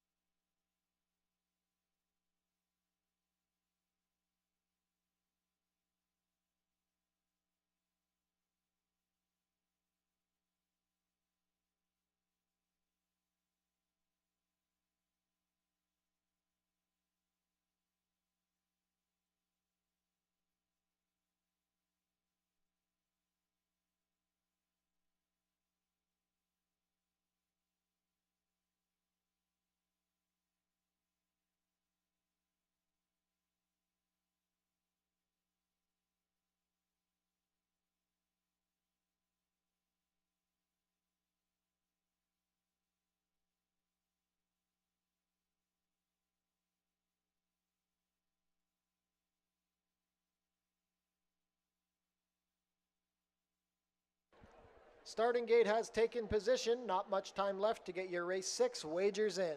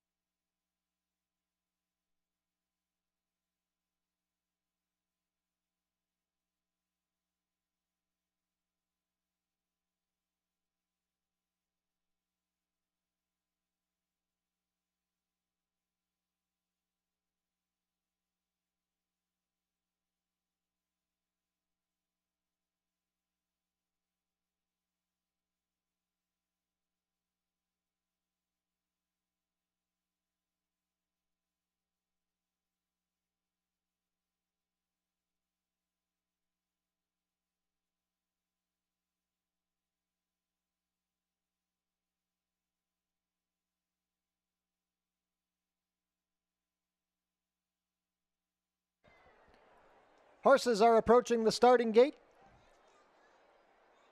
It is now post time for the long run thoroughbred retirement stakes. Very nice field of 5 assembled here. First up will be Nicolau, last year's Puss in Boots Cup winner with Chris Husbands. Super Dormy and Pierre Mailhot. Sunyani, Kirk Johnson looking for his 3rd win on the card. Victory March and Ishmael Mascara. Last in will be Truly Mischief and Melanie Pinto.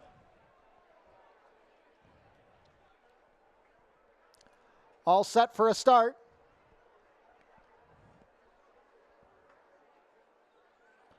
And they're off in the long run thoroughbred retirement stakes.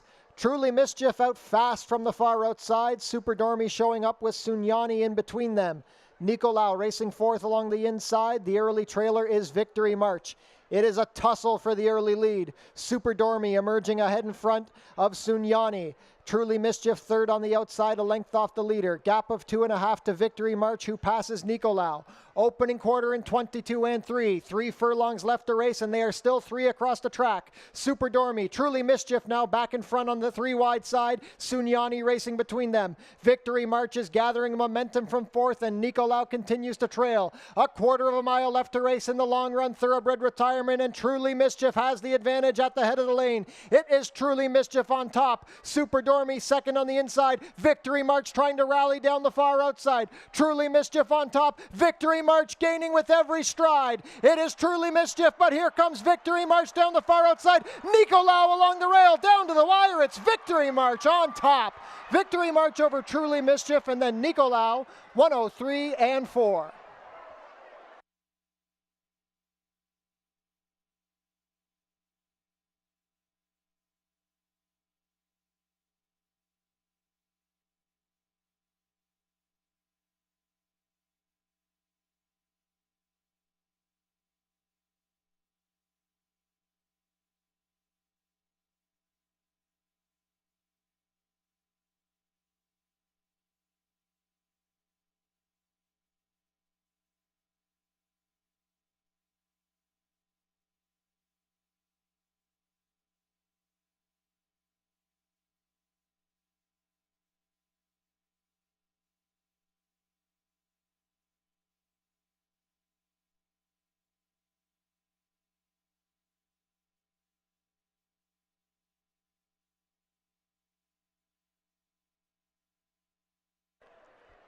Unofficial in race 6, the winner is number 4, Victory March.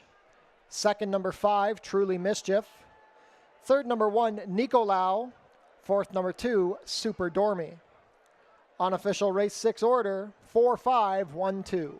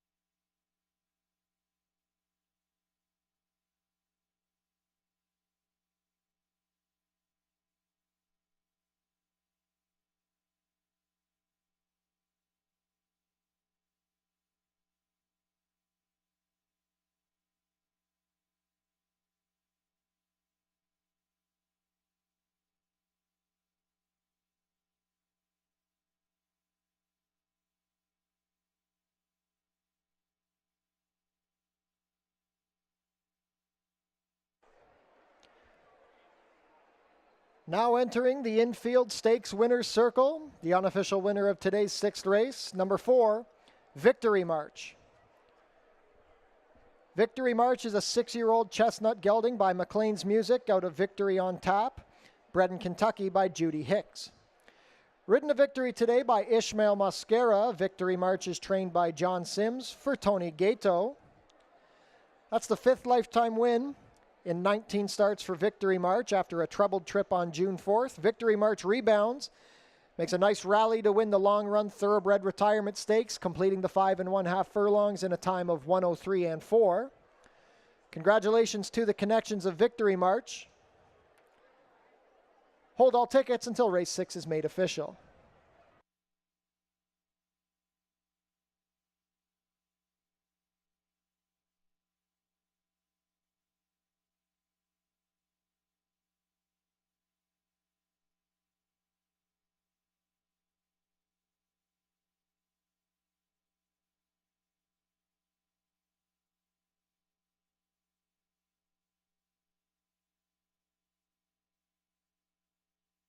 Race 6 is official. Prices are up. Victory March returns $11 to win, $2.90 and $2.10. Number 5, Truly Mischief, second, $2.10, $2.10.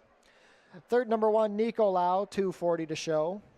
$2 Exacta, 4.5, $13.70. The $1 Try, 4.51, $14.50. $1 Super, 4.512, $30, 35 cents. The $2 Double, 8.4, $27.60. And the $1 Pick 3, $144.85.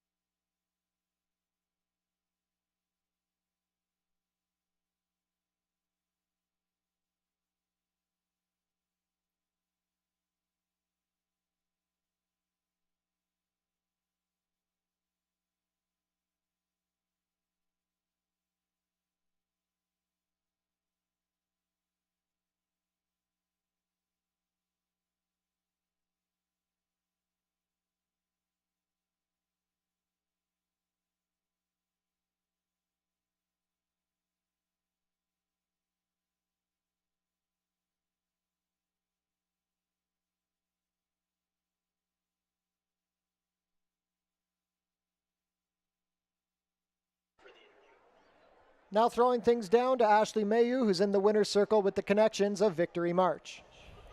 Thanks, Doug. You mentioned Victory March takes the long run at Thoroughbred Retirement. Ismael Mosquera in the irons today. Take us through the break. I mean, obviously you had the horses all in front of you, but he seemed like he was moving comfortably early. Well, I gotta just thank John and the connections. They've been doing such a good job with this boy, getting him ready to this point. All I did was just to follow instructions by John and watch some replays on how the horse ran, get him out of trouble in the stretch, get him a clear run, and he went to show. Great ride there. We'll let you go. I know you got a horse here in the 7th, but I got to talk to the boss man now, John Sims. Thank you.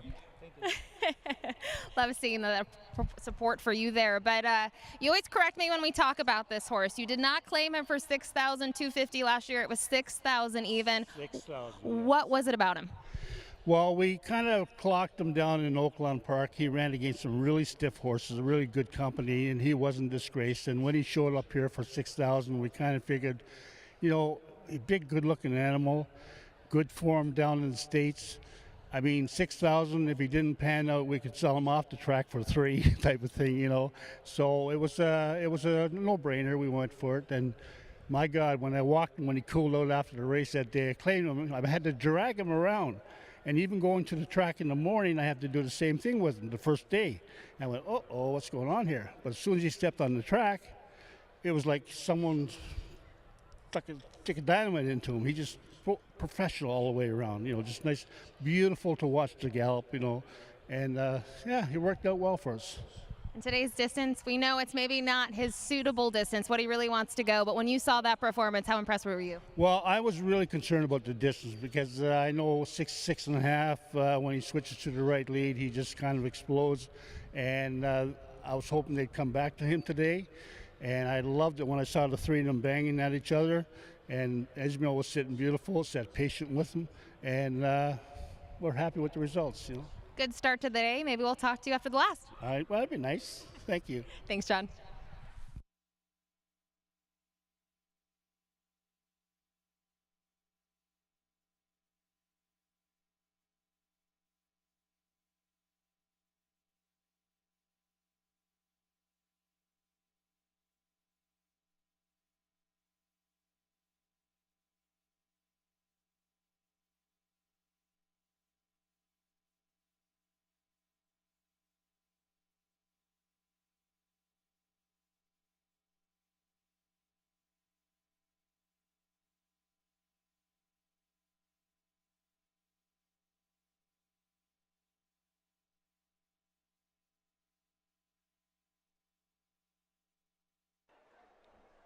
Changes for race 7. We have a rider change on the number 1, Speedy Johnny. Make the rider Terry Husbands. Overweight on the number 3, Turf and Surf, 1 pound over at 123. 16 minutes to post.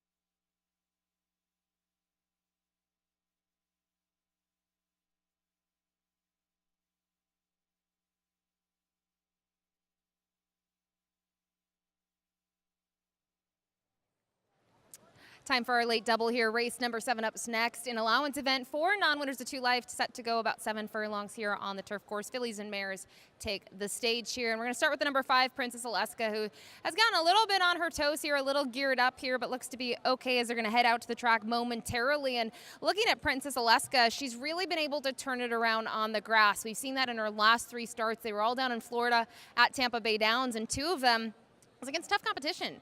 Maiden Claiming ranks 32,000, 2 and 3 starts back. She hit the board in both of them. And more recently, it was a little bit of a change in tactics. She was able to slash that Claiming price, take that drop down, but she was also forward in that event, going a mile and a 16th, and she was able to take them gate to wire as she won by 3/4 of a length. Now, that race was back on April 17th, just 2 months ago, but Anthony Adamo already had a winner earlier for Icon Racing. We saw that just a couple of races ago with their horse fresh off the claim, Grand Ambition. And they had a good performance in the last race, the Cup race from Truly Mischief. So we'll see if Princess Alaska can deliver for them here. I think she's tactical. She can go kind of be forward off the gate. She can rate.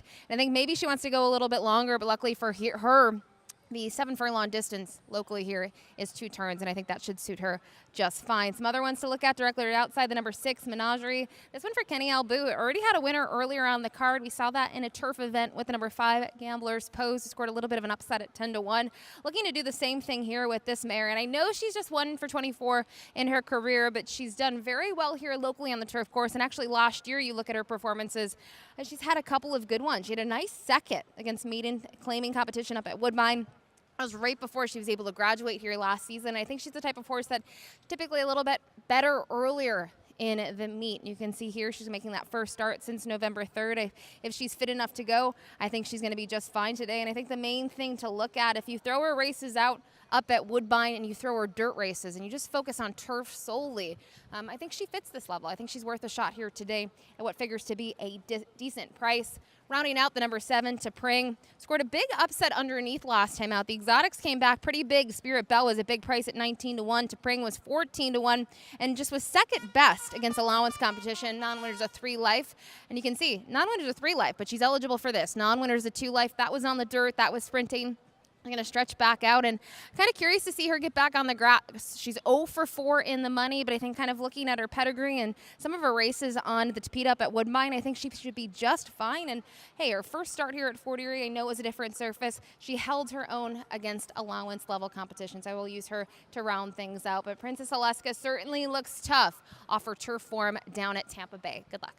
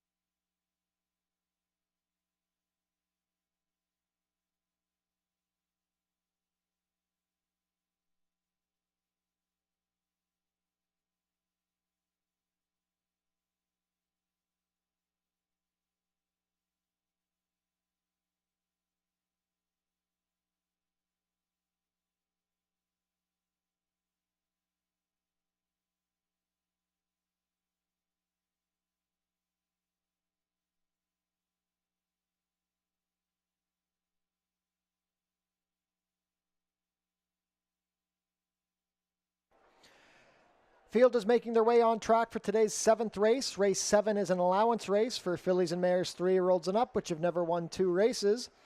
Traveling about 7 furlongs over the turf course, competing for a purse of $24,600. Race 7 offers win, play, show, exactor, 20-cent try, double, and 20-cent superfecta wagering.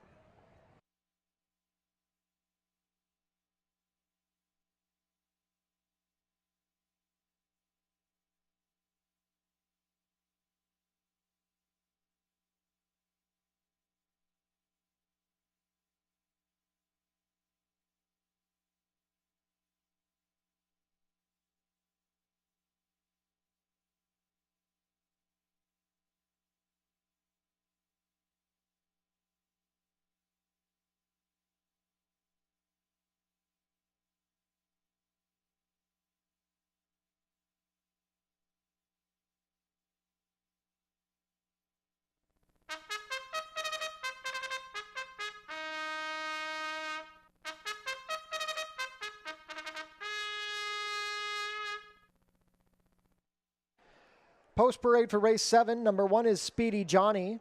Terry Husbands picks up the mount for owner-trainer Ron Davies. Number 2 is Lulu's Lullaby. Amanda Vandermeersch pilots for owner-trainer Sue Andrushko. Number 3 is Turf and Surf. Mark Lee Buchanan rides, Roy Agostino trains. The owner is Ian Ricardo Brown. Number 4, Fix Your Hair Up Pretty. Ishmael Mascara has the call for trainer George Newland and owner Anthony Powell. We'll come back to the 5. Number 6 is Menagerie. Chris Husbands rides for trainer Ken Albu and owner Six Brothers Stable. Krista Klemmer owns and trains the number 7, Tipring. The rider is Emil Ramsamy. Number 8 is Loaded Secret. Edgar Zenteno rides for trainer Gary Chidobiak and owner Robin Osborne.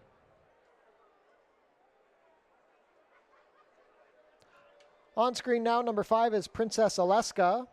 Kirk Johnson in the saddle for trainer Tony Adamo and owner Icon Racing Stables. 1 minute to post for race 7. We're on the turf to kick off the late double.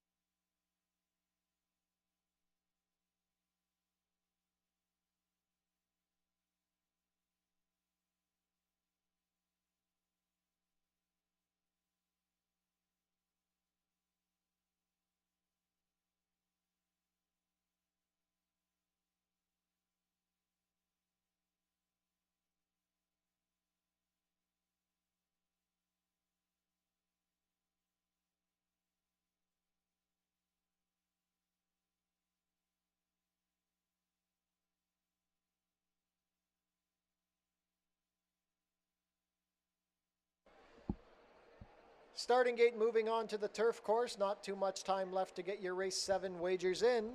Late double wagering offered here in race 7.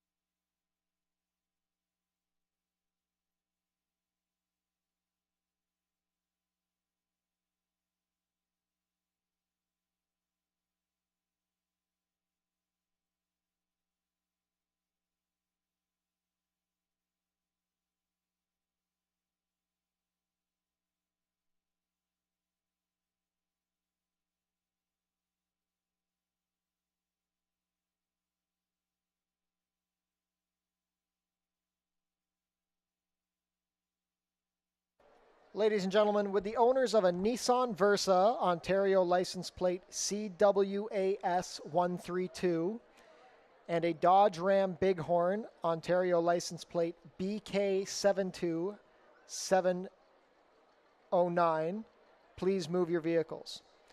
Once again, that is a Nissan Versa, Ontario plate CWAS132, and a Dodge Ram Bighorn BK72709. Please move your vehicles. Field for race 7 is on the turf course. Not much time left to get your race 7 wagers in.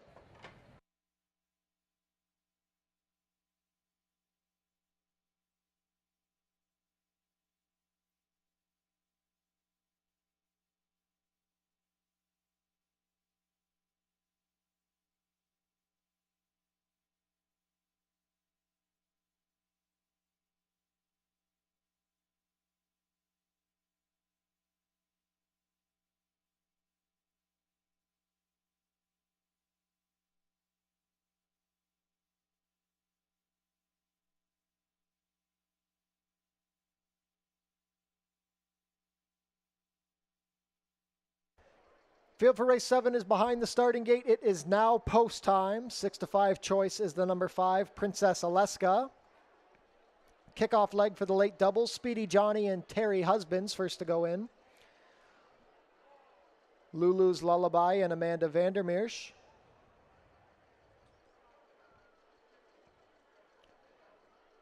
Turf and Surf with Mark Lee Buchanan. Fix Your Hair Up Pretty with Ishmael Mascara.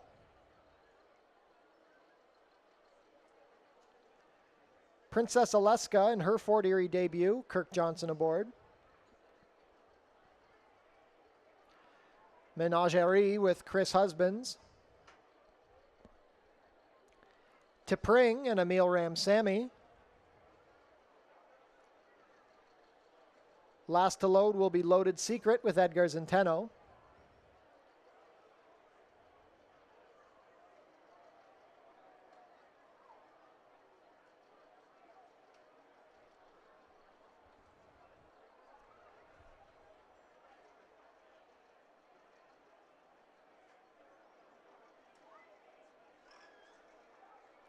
Loaded Secret gets in.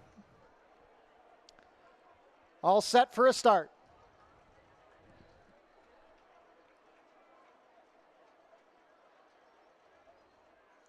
And they're off. It's a good start. Showing speed from the center is Princess Aleska. Lulu's Lullaby tugging at the rider early, and T'Pring is looking for position from the outside. Behind those ones, we have Turf and Surf, Menagerie, T'Pring, and wide on the course, Loaded Secret. The early trailers will be Speedy Johnny and Fix Your Hair Up Pretty. Taking control as they race around the clubhouse turn, it is Princess Aleska. She's opened up 1.5 on T'Pring. Lulu's Lullaby is third on the inside. Again, another length back to Loaded Secret. Then we have Turf and Surf, Menagerie, gap of 2.5 to Speedy Johnny, and at the back, Fix Your Hair Up Pretty. Opening quarter was a sensible 24 seconds flat. It is Princess Aleska at 4-5, moving comfortably 2.5 lengths clear of Lulu's Lullaby. T'Pring is third in the 3-path. Wider still is Loaded Secret. Saving ground is Turf and Surf. Following that one, Menagerie, Speedy Johnny, and now trying to get going from the back is Fix Your Hair Up Pretty. The half was 47-4. They're midway around the far turn, and Princess Alaska yet to be challenged. Lula's Lullaby still racing in second and moving well, angling off the fence. Loaded Secret third, and Turf and Surf in good striking position as they swing for the drive. It's Princess Alaska on top. Turf and Surf looking to rally up the inside. Lulu's Lullaby is stalled. Menagerie is in the hunt. Princess Alaska still holding the lead. Turf and Surf the big threat along the inside. Lulu's Lullaby and Menagerie. It is Princess Alaska re-breaking in the final 16th of a mile. Princess Alaska and Kirk Johnson going on to win by a length and a half. Turf and Surf was second. It's a photo for show between Lulu's Lullaby and Menagerie. 126 flat.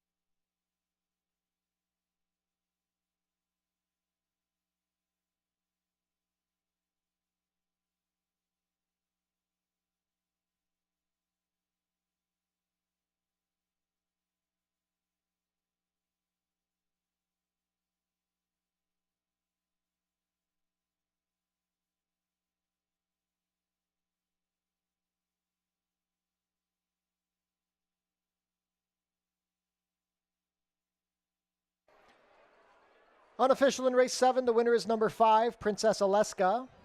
Second is the 3, Turf and Surf. Third, number 2, Lulu's Lullaby. And fourth, number 6, Menagerie. Unofficial race 7 order, 5-3-2-6.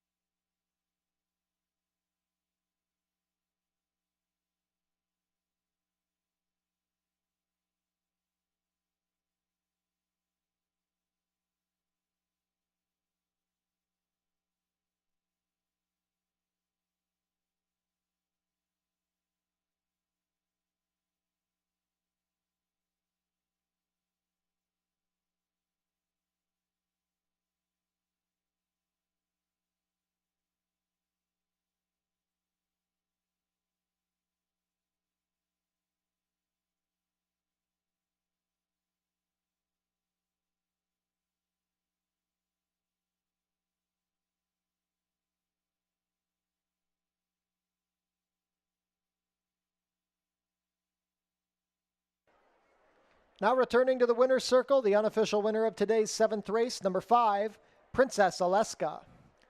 Princess Alaska is a 3-year-old bay filly by Lord Nelson out of Tim's Girl, bred in Kentucky by Lemons Mill LLC. That is a riding triple on the card for Kirk Johnson. Princess Alaska is trained by Tony Adamo for Icon Racing Stables, a double on the card for the team of Adamo and Icon Racing Stables. Second lifetime win in 8 starts for Princess Alaska. She takes her Fort Erie debut, completing the 7 furlongs over the turf course in a time of 1:26 flat. Congratulations to the connections of Princess Alaska. Hold all tickets until race 7 is made official.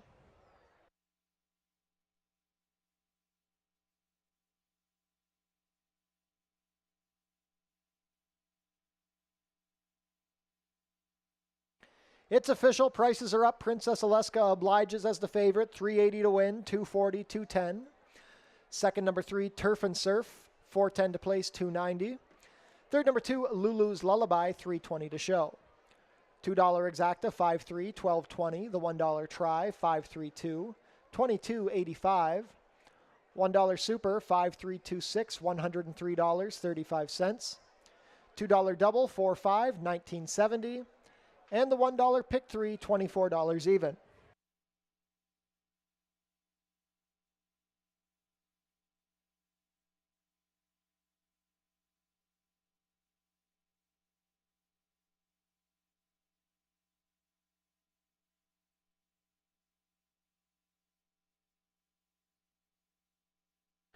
On screen now, the show photo from race 7.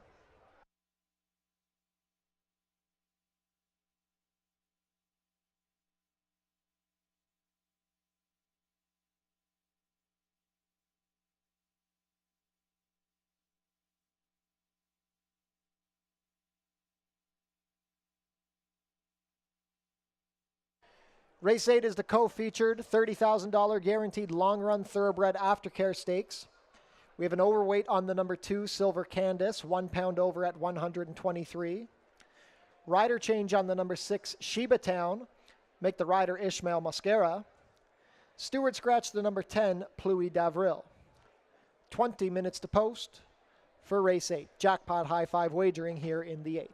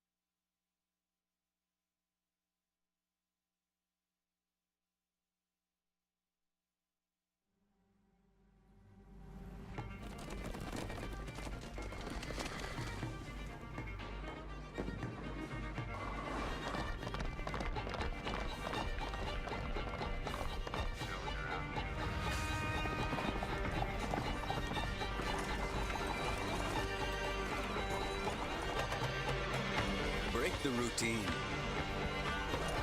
Start today at OntarioRacing.com.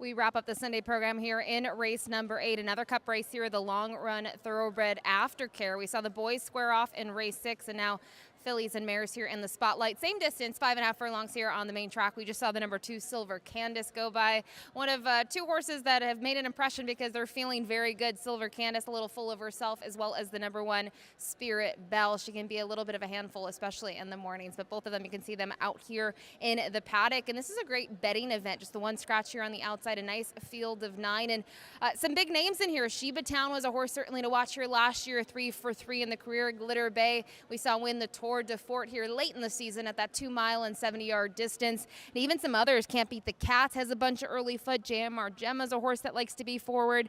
And then you have Bella Spina, who won one of the Cup races here on opening day. So a little bit of everything here in the nightcap. And I mentioned the name Sheba Town. Her resume speaks for herself. You look at her 3 lone dirt tries all came here last year, and she certainly stamped herself as the best mare or filly at the time on the ground. Just very, very game. She's got a wicked late turn of foot, and it doesn't matter if she's dead last or only has 1 horse behind her early on. She's really able to close, and it's worked well. And kind of knowing how the track's played today, I really think it's going to suit her well. She's probably the class of this field. But another horse I want to talk about is the number 4, JMR Gemma. This one for John Sims. He was able to take earlier on the program our other Cup race with Victory March. This is a mare that, you know, you look at her races and she wins, and then she's kind of a consistent type that's picking up those shares. But one thing is very true about her is she tries every single time. She will battle to the wire and doesn't really want to surrender. And in her final start last year, she jumped up in class once again to that starter optional claiming competition, and she was just simply second best behind Forest B, who she has to face again. And she was ahead 2 lengths clear of Can't Beat the Cats, another one of her rivals. So looking at her, this distance going to be no issue for her, anywhere from 5 to 6. She's very handy.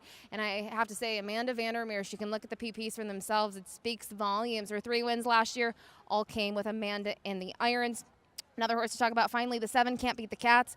Nice partnership here with Melanie Pinto. You can see another 3-time winner last year here in the field. The one thing about her is speed is the name of the game. She likes the lead. You can see when she gets on the front and she's uncontested, she could be very dangerous. She had a 5.5 length win 2 starts back, well in for the $7,000 tag. And last year in this very race, just almost a year ago to the date, she finished second behind Storming Lady, who is probably the horse to beat on paper for Bermuda Blue Farm in that event. And, you know, she tried her hardest. And looking at her coming into that, she had just picked up her 2nd lifetime win and had to face some saltier mares in that event. So one to watch in here, but, you know, can't ignore others in here. We talked about Glitter Bay. Forest B was able to kind of pick up form late last year. Even horses toward the inside. Spirit Belle, a big upset here on opening day. Bella Spina won that Cup race. It's a stacked field here of fillies and mares to round out this Father's Day program. Thank you for joining us on site. What an awesome crowd. Great to see so many people turn out. Have a good day.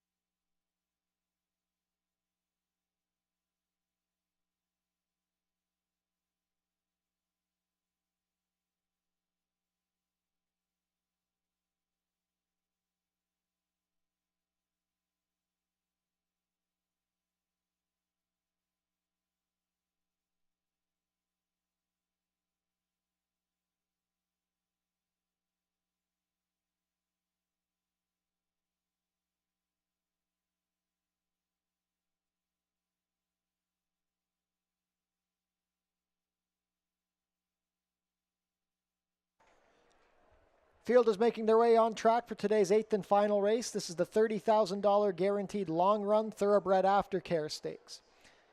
This is for fillies and mares 3-year-olds and up who have been based here at Fort Erie. We are going a distance of 5 1/2 furlongs. Race 8 offers win, place, show, exactor, 20-cent try, 20-cent super, and 20-cent jackpot high five wagering, the carryover, in excess of $3,300.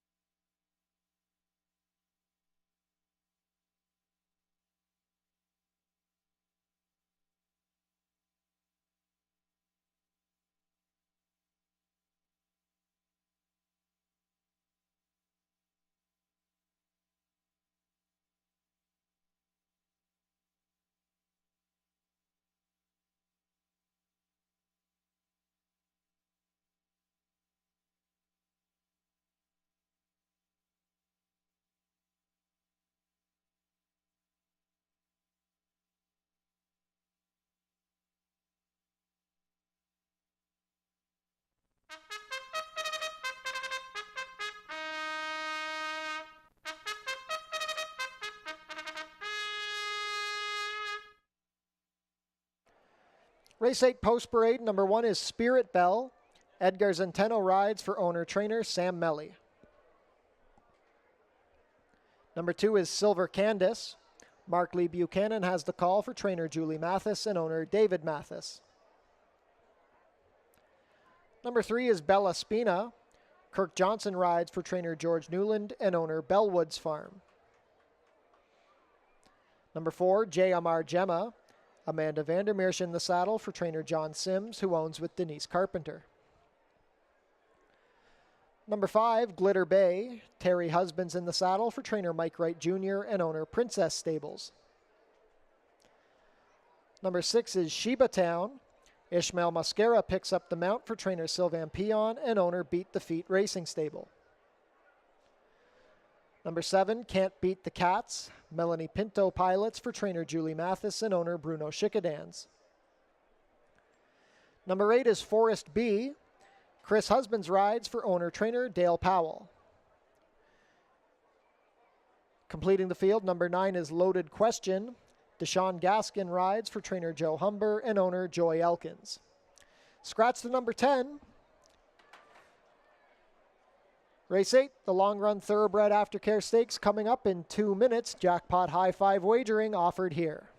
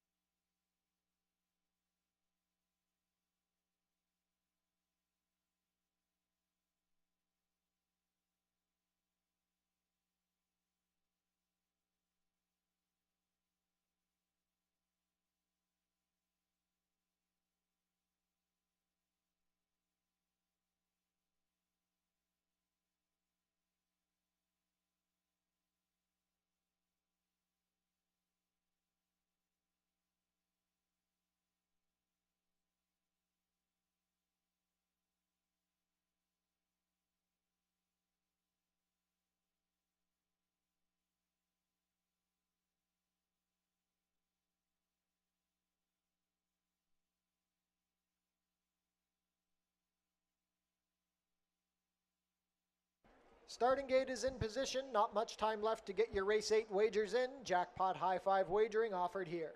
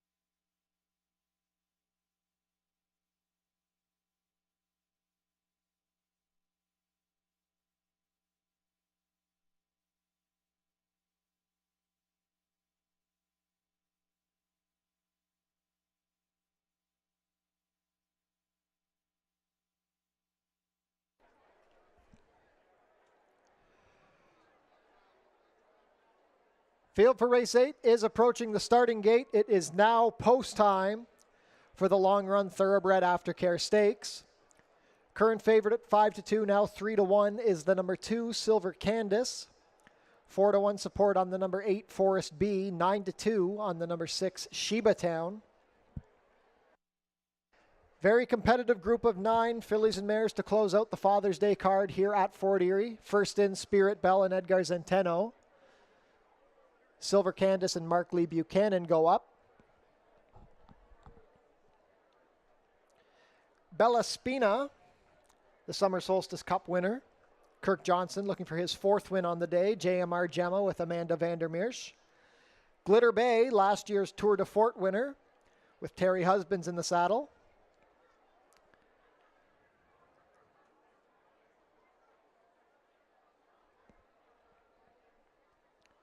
Sheba Town looking to remain undefeated at Fort Erie.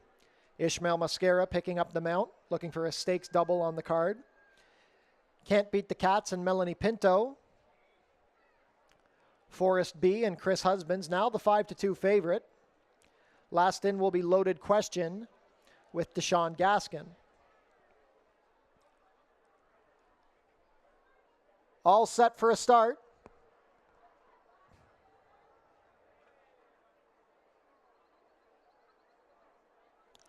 And they're off in the long run thoroughbred aftercare stakes. It's a perfect start.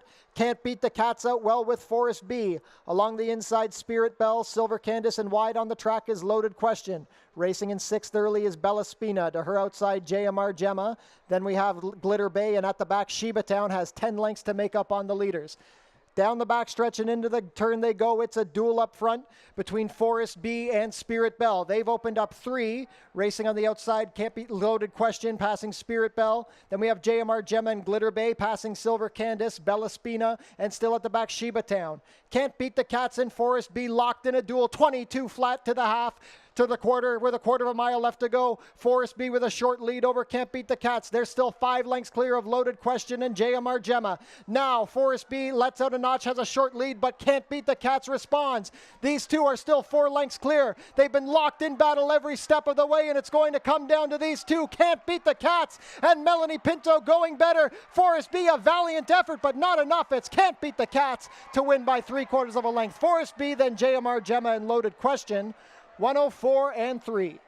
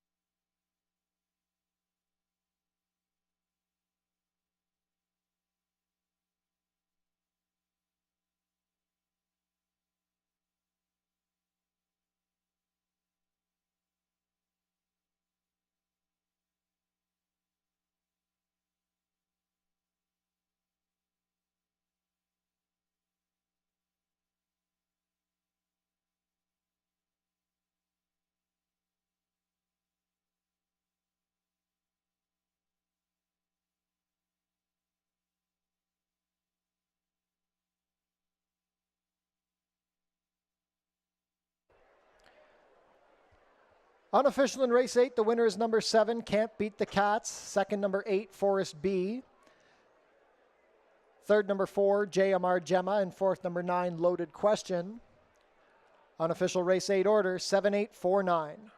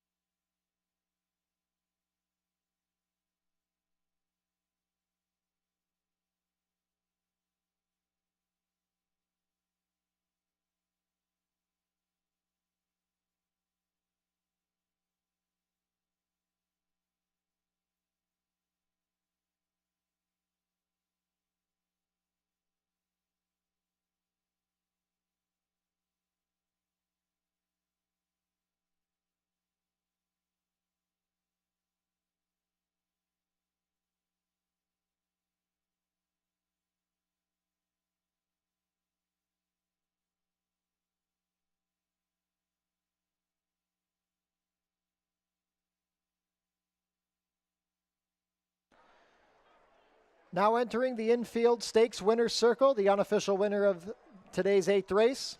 Number 7, Can't Beat the Cats. Can't Beat the Cats is a 5-year-old chestnut mare by Cats My Song out of Bet You I Win. A homebred in Florida for owner Bruno Schickadans. Ridden to victory today by Melanie Pinto. Can't Beat the Cats is trained by Julie Mathis. That is the 5th career win in 14 starts for Can't Beat the Cats. Game every step of the way to win the long-run Thoroughbred Aftercare Stakes. She completes the 5 1/2 furlongs in a time of 1:04 3. Congratulations to the connections of Can't Beat the Cats. Hold all tickets until race 8 is made official.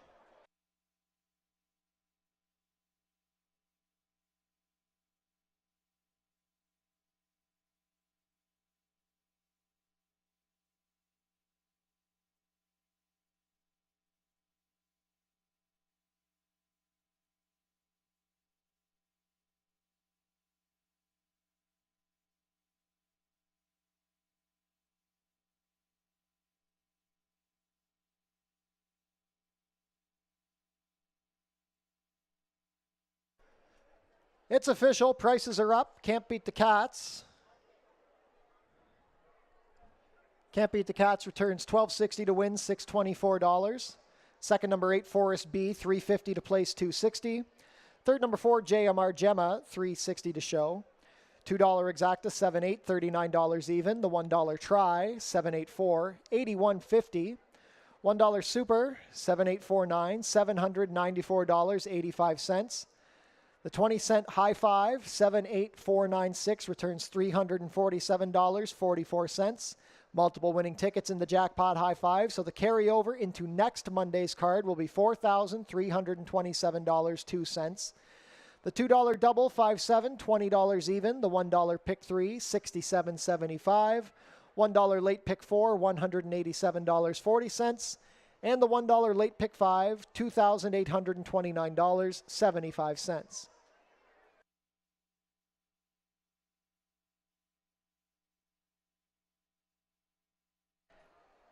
And handing things off now to Ashley Mayu, who's on hand with the connections of Can't Beat the Cats. Trainer Julie Mathis and jockey Melanie Pinto team up often here, but excited to get this win here with Can't Beat the Cats. Starting with you, Melanie. Obviously, you've been a boarder for her wins last season, and she can hook up with them, kind of in the stretch, but today she showed another dimension. Yeah, you know what? She's a very classy filly. She's so gutsy. So the fact that she really fought on with that filly just shows the ability that she has really came through today. We talked about the partnership all the time when I interview you guys. You and Julie have been teaming up the last couple of years and made a little bit of a late appearance to the meet, but how does it feel to get your first win, not only in a cup race as you return here to Fort Erie, but for Julie? I mean, it's awesome. I mean, it's kind of feels like it's the way it's supposed to be. So to be back and to be back in the winner's circle and be back in the winner's circle for Julie is just, it's an amazing day. Congrats on a great ride. And Julie, kind of talking about Can't Beat the Catch. Obviously, she won those 3 races last year. She has that early foot. Were you nervous when you saw her in Forest B hook up at the top of the stretch? I was a little, but turning for home, I knew she had quite a bit of horse left. When you look at her progression, obviously she's been solid, but to see her now carry that form into this year, does that make you excited for the rest of the season? Oh, absolutely. I mean, she's been off since last year. She wasn't one of the ones we took away. And we've taken our time getting her ready for this spot. So I'm really excited. And she's also a homebred for Bruno that we've had right off the bat. So it makes us really super proud, and it's even that much more special. Well, congrats and enjoy celebrating. Thank you so much.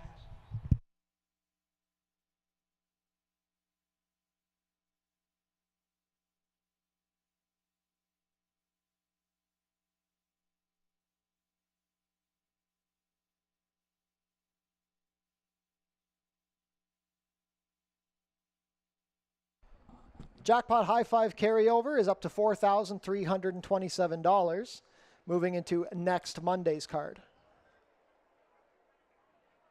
Visit our website, FortErieRacing.com, for information about everything going on here at the racetrack. Racing will be back on Monday, June 24th and Tuesday, June 25th. First post next week will be 4:30.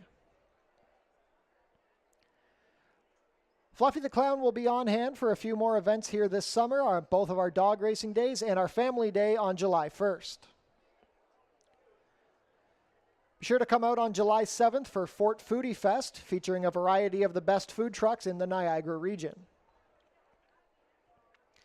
Registration for the dog racing events is now open. If you have a wiener dog, corgi, or basset hound that you'd like to register, head to our website. The dog racing is coming up this summer. The fan favorite wiener dogs will be here on July 21st. Basset hounds and the brand new corgi races on August 18th. Mark your calendars. The 89th running of the Prince of Wales Stakes is coming up on Tuesday, September 10th. Tune into the Fort Erie Race Replay Show, Channel 700, Thursdays at 10:30 and Saturdays at 10.